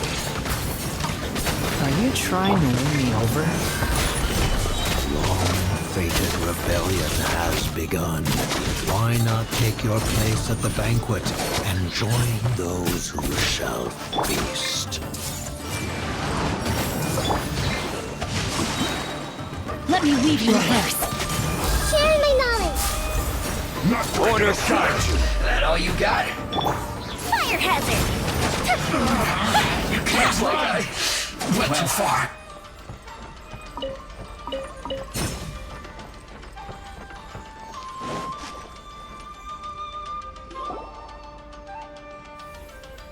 This place is dark. Paimon knows this place. It's the delusion factory in Inazuma. In the original version of events, the Traveler once encountered the balladeer here. Such a creepy atmosphere. And so familiar. Hey, look over there! Well, well, my fair lady. Is this rundown factory and these incompetent fools all for me? Wow. You shouldn't have. Huh. What do you have to gain from belittling your subordinates? You might not want to admit it, but you are a part of this plan. Perhaps you find fighting in the Abyss to be a more meaningful use of your time? Oh, but of course, even this pales in comparison to being experimented on by the Doctor. What a sharp tongue you have. Funny how negotiating never seems to be your strong suit. For the task ahead, I suggest you keep your true feelings to yourself. Save your breath. I know what I have to do. I'm sure you think so, but I still think you need to hear it. Don't start thinking you're invincible, and don't let your emotions get in the way.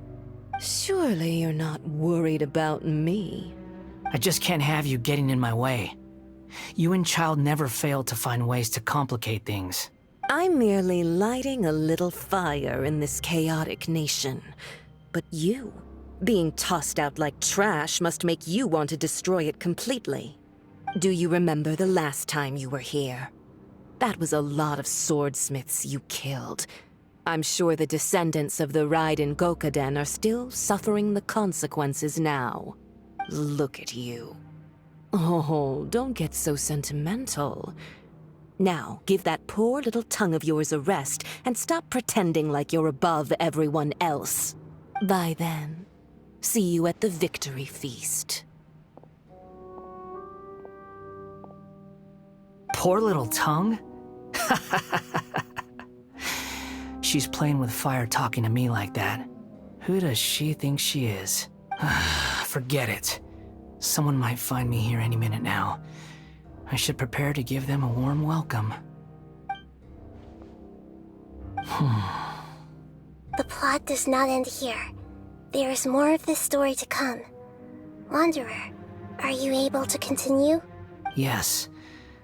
Please don't worry about me. Why are you staring at me in silence? Can't you think of a nicer way to express yourself? I'm under no obligation to be nice to you. Besides, I thought nothing mattered to you except results in your own interests. Isn't that right? Witch? Muddle-headed puppet. You're only number 6 because you can take more abuse than other humans. Do you really count that as an asset? You're about as much fun to be around as a raging inferno. But before we murder each other, it'd be best if we finish our duties. Hey! Make yourselves at home! Prepare yourself. No, my sword! Body and brain cutter! Fire hazard!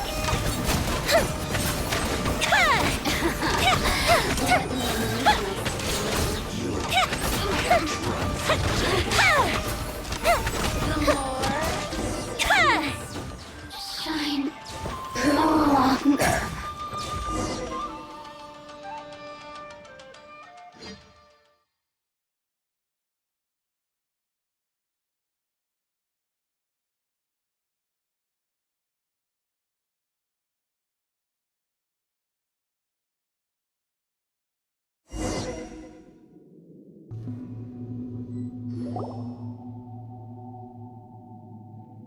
Looks like we have arrived in Sumeru. Is that? Considering that Amorta's sage, Nafis, refused to join this project, I'll take part in the experiment in his place. Welcome. I look forward to a fruitful collaboration. When do we start? You seem impatient. You should know that becoming a god is far from a trivial affair. The biological transformation is a lengthy process. As such, I too would recommend that we commence as soon as possible. In the event that a successful connection is established, his body will become permanently bound to the machine, and he will be unable to move independently of it. Nothing worse than what I've been through before then, Doctor. You were the most resilient test subject I ever came across. Thanks to you, I was able to garner a great deal of information. Alas, after that, you were under orders to remain in the Abyss. We barely saw each other, and it became difficult to further refine the knowledge I had gained. That was gracefully worded.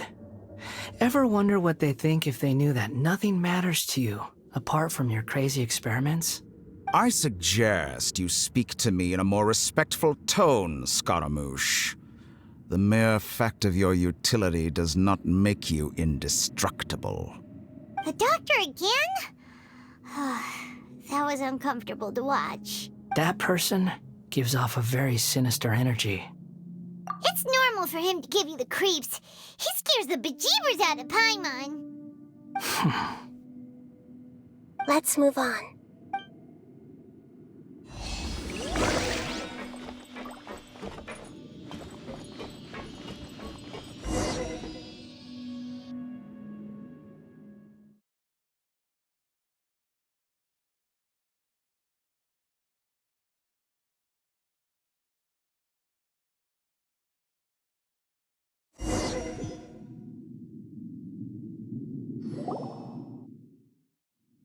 You're a god. Do you think I'm evil? If you accept that he is you, just as you are you, then yes, you are evil. In your eyes, are there any differences between humans and puppets? Do you think there are any differences between your present self and your previous and future incarnations? If not, then what are the differences between humans and puppets? Whoever has tasted the joys and sorrows of life in the human realm is human. Whoever has loved and lost, cried with grief, howled with rage at the tragedy of death that eclipses the miracle of life, they are human too. I've seen enough of my past. If possible, I'd like to reclaim the sins that are mine to bear. No matter the consequences, I won't run from blame or punishment. Whatever I am due, let it come to pass. Can you return my memories to me? Huh? But won't that mean you'll lose your current identity? I've always believed that human lives follow a set of rules, with each person being a collection of past experiences. As a puppet living in a human world, my life is subject to the same rules. Regaining your memories means reverting completely to your previous incarnation. All the emotions that you discarded will return to you. Are you sure you want to do this? I've lived with the void in my chest my whole life. My creator didn't need me. And ever since I awoke, I've just drifted from one place to the next. But then I met you. And I finally realized that reclaiming my missing sins might be my one opportunity to become my true self.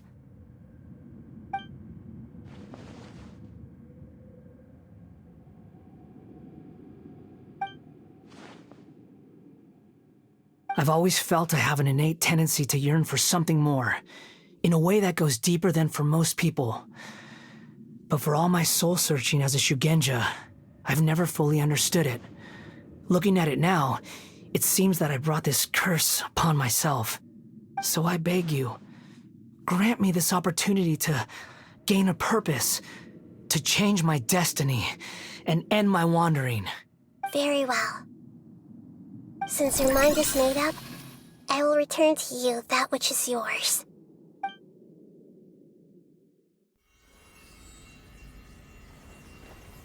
You have made your decision. Now, take this.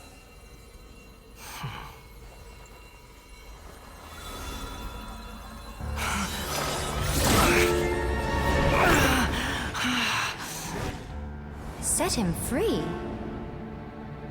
A puppet? What's he doing here? You're a human as far as I'm concerned. Everyone's here. Wonderful. What a fine blade. Nagamasa will be thrilled. This is my...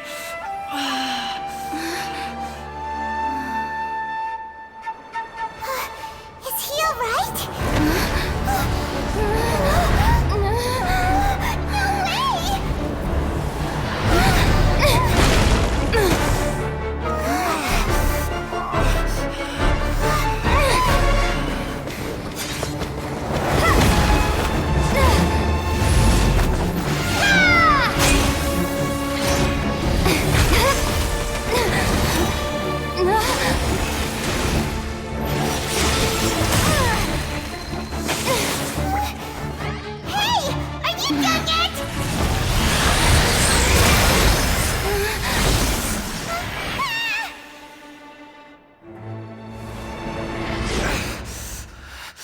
All worthless dross will be purged. That's why this won't be the end.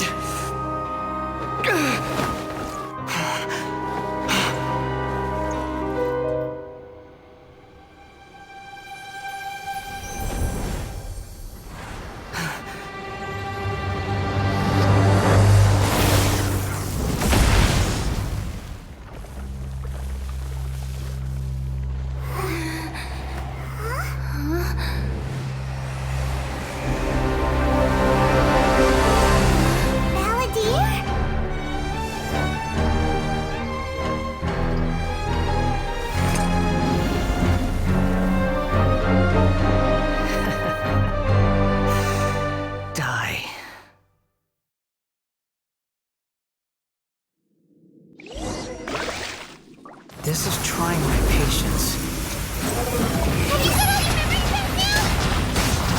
Have you got any more stupid questions?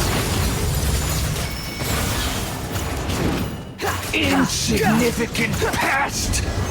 The wind rises.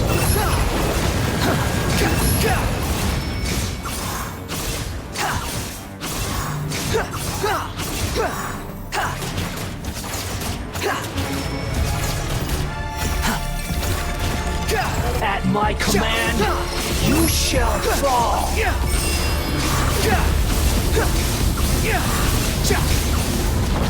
How amusing. Feeble human! Know your place!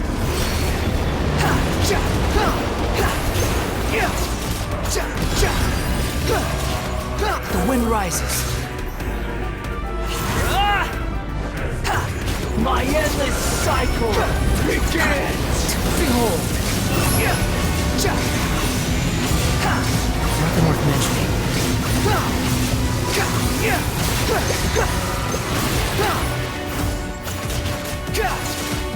Insignificant pest! The wind rises.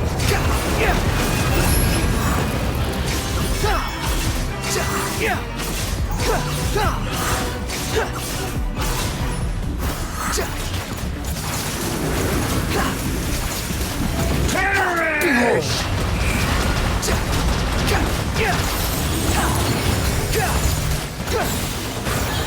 The wind rises. You dare to gaze upon me?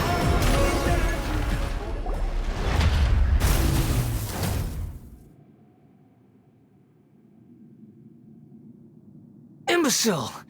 Get out of my sight. It disappeared. Did we win? What did you expect? I'd never lose to that. There's the tone of voice again. You're definitely back to your old self. Wait, but it was you inside that thing too! What have you got to be smug about? Sorry. I'm harsh on myself and everyone else. Just the way I am.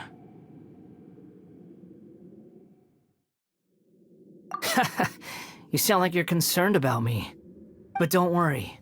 Thanks to you, even if I didn't change a thing, at least I now know the truth. The memory recovery seems to have been a success. This dream has served its purpose. Come on. Let's continue this outside.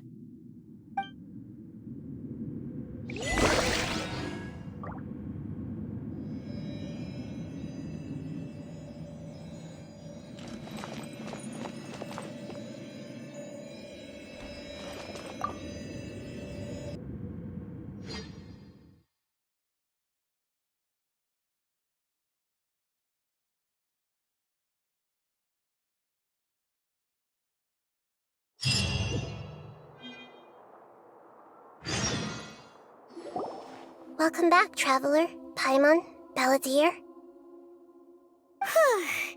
It feels like we just went on a really long journey. You don't like being addressed by that name? It's fine. But I was just thinking, I should probably change it. After learning about everything the doctor did, there's no way I can carry on using a name connected to him. I'm not planning on returning to the Fatui, and they wouldn't take me back anyway. Recent events will have affected a lot of people, and they might not even remember who the 6th is. So, you're quitting the Fatui for good? It's like you said, Lesser Lord Kusanali. Everything may look futile, but it wasn't completely meaningless. At least I made a lot of people forget about me. But that doesn't mean your own past has disappeared. Of course. And your main goal, for which you gave up everything you had, you weren't able to achieve it. I hope you can see and understand that. Changing the world, changing the past, changing the fates of other people, these are not simple things to accomplish. What you are looking for is complete annihilation. But this is just a fantasy. Even if the Balladeer is removed from existence, the world will not heed your will. Indeed. How ridiculous. Do you regret doing all that when you've gotten so little in return? Even if I'm completely worthless, there's nothing in the world worth regretting. Lesser Lord Kusanali, you purposely left that information in Irminsul, didn't you? Yes. And I took pains to make sure that you'd acquire that information naturally. Why would you go to such lengths? You trying to win me over too? In all honesty, your past experiences have made you a useful asset to Sumeru and to me. Winning you over was indeed a part of my plan. But before that, I wanted to tell you the truth about your past. If all I wanted to do was use you, then I'd be no different from the doctor. Very clever. I guess you could say that's one of my virtues. Utility to others is what gives me worth. So if embracing my sins is what it takes to make me useful again, so be it. Oh right, I almost forgot. You're the good guys. You're into justice and all that. Sorry if I have a slightly different perspective on things, but I don't feel like I've been duped. The wisest leaders are fated to end up with the best helpers. I can live with that. I'm glad you're able to think of it in that way. Traveler, in the future, I'll continue to search Irminsul more deeply and see what secrets can be uncovered, including the beginning of your twins' journey recorded in Irminsul. What exactly happened before and after that point? I want to know as well. I will try. Traveler. After I dove into the information torrents in Irminsul, why did you go to Inazuma? So that's how you found out whose fate had changed. And how? Well, whatever your reasons, you did me a favor. And I'll do everything I can to pay it back. Borrowing and returning are the only real relationships between individuals. I'll balance the books one day. Don't you worry. That's not true. A relationship between two people is not simply a ledger that can be reset to zero. I think deep down you realize this. People who show up in your life don't just evaporate like water drops and leave nothing behind. There is no such thing as balancing the books. Some things in this world can never be brought back, and they can never be changed, which is why there is emotion in the human world. Everything that you feel is real and lasting, and whatever is missing in you will not be made whole. To be human is to live with imperfections. You can choose whether or not you want to be human. But humans can't live without a heart, can they? Anyway, I gave up trying to become a human a long time ago. You understand what pain is perfectly well, even without a heart. You're just bearing your feelings. The past is set in stone, but you can keep moving on. And the longer your future lasts, the shorter your past will become, until one day, it is but a tiny fraction of your life. Sounds like you've got a future planned out for me. Everything's ended up being pretty darn complicated. Paimon doesn't even know where to start, but the most important thing now is that you need to follow Nahida. Otherwise, all our efforts will have been for nothing.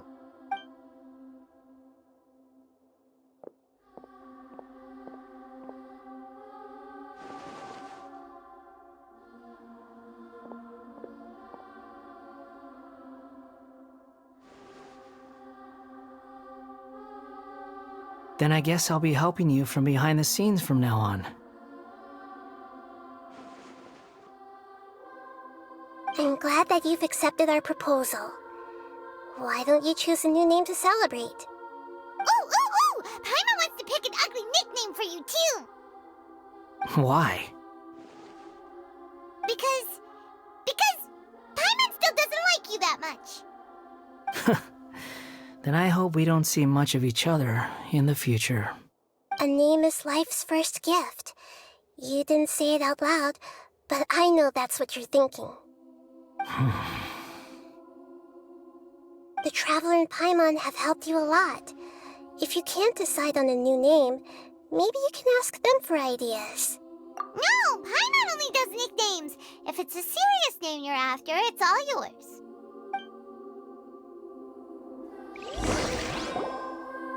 Have you got anything?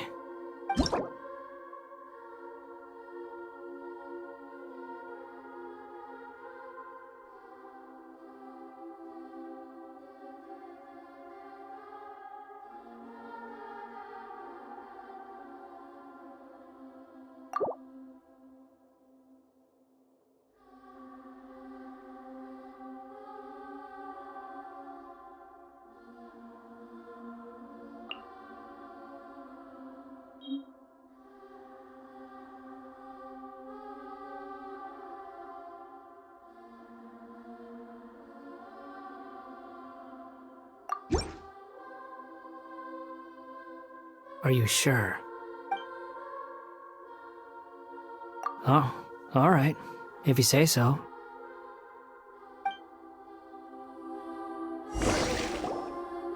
There. Now you have a name of your own.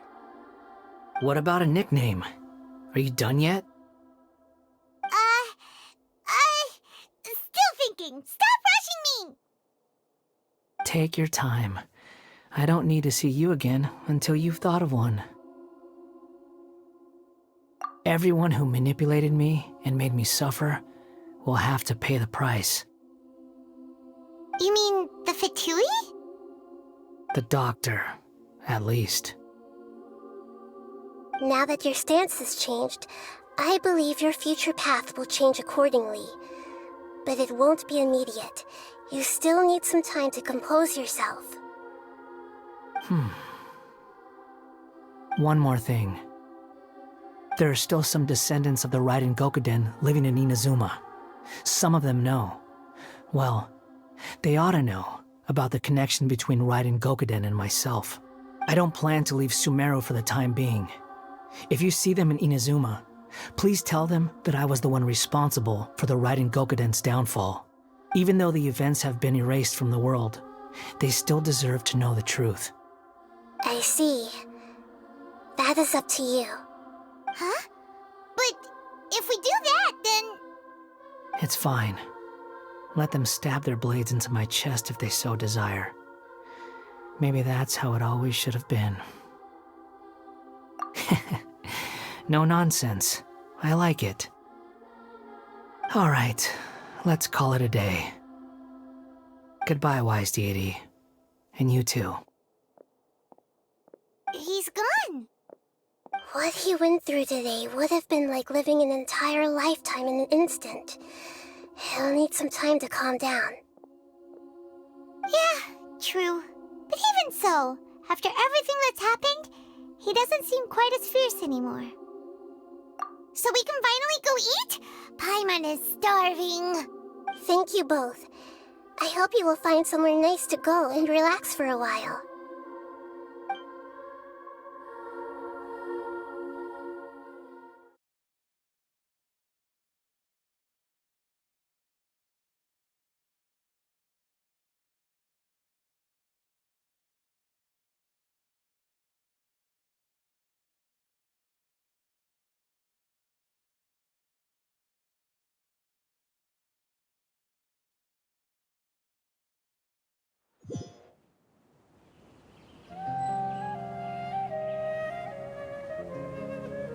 I've got it!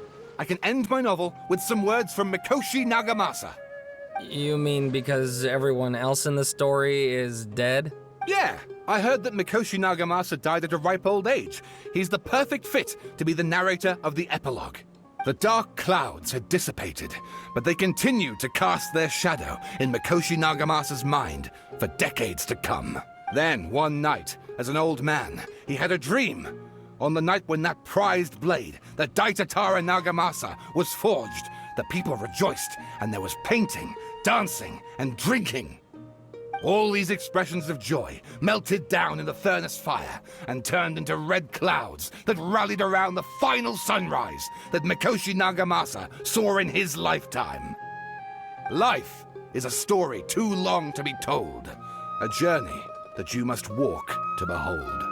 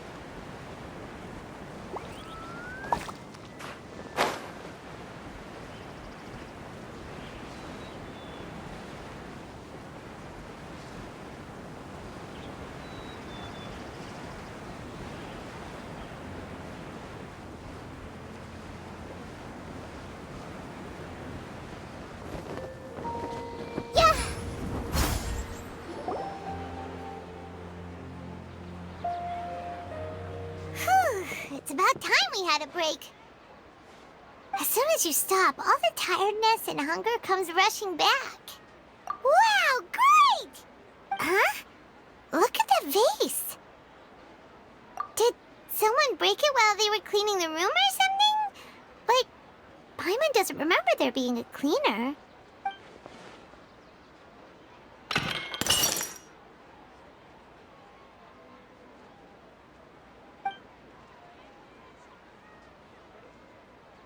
You sound lost and confused.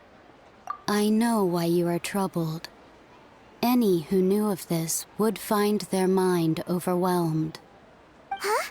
Is there someone here talking to us? Unfortunately, the fate of Tevat cannot easily be changed. Perhaps a god may have a slim chance, but for anyone else, who can say? When a small animal runs into a tree trunk, though the tree may sway, it is not displaced. The same is true of fate, like a vase that falls to the ground. Whether it is broken by a cat or by a bird, the result is still a broken vase, is it not? Who are you? How do you know about all this? History does not change easily, but human hearts can. Believe your own eyes. Only that which you see is true. What is unseen is but an illusion. The voice has disappeared. And who the heck was that? And what were they doing coming out of nowhere and saying all that scary stuff?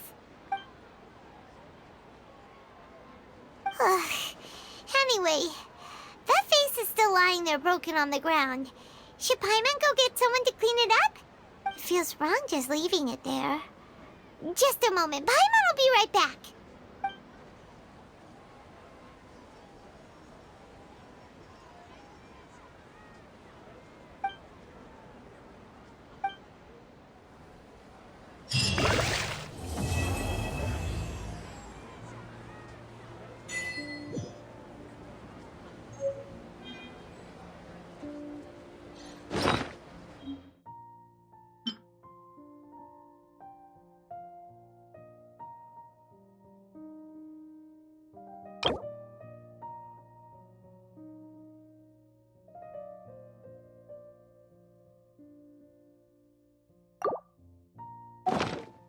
What they say is true.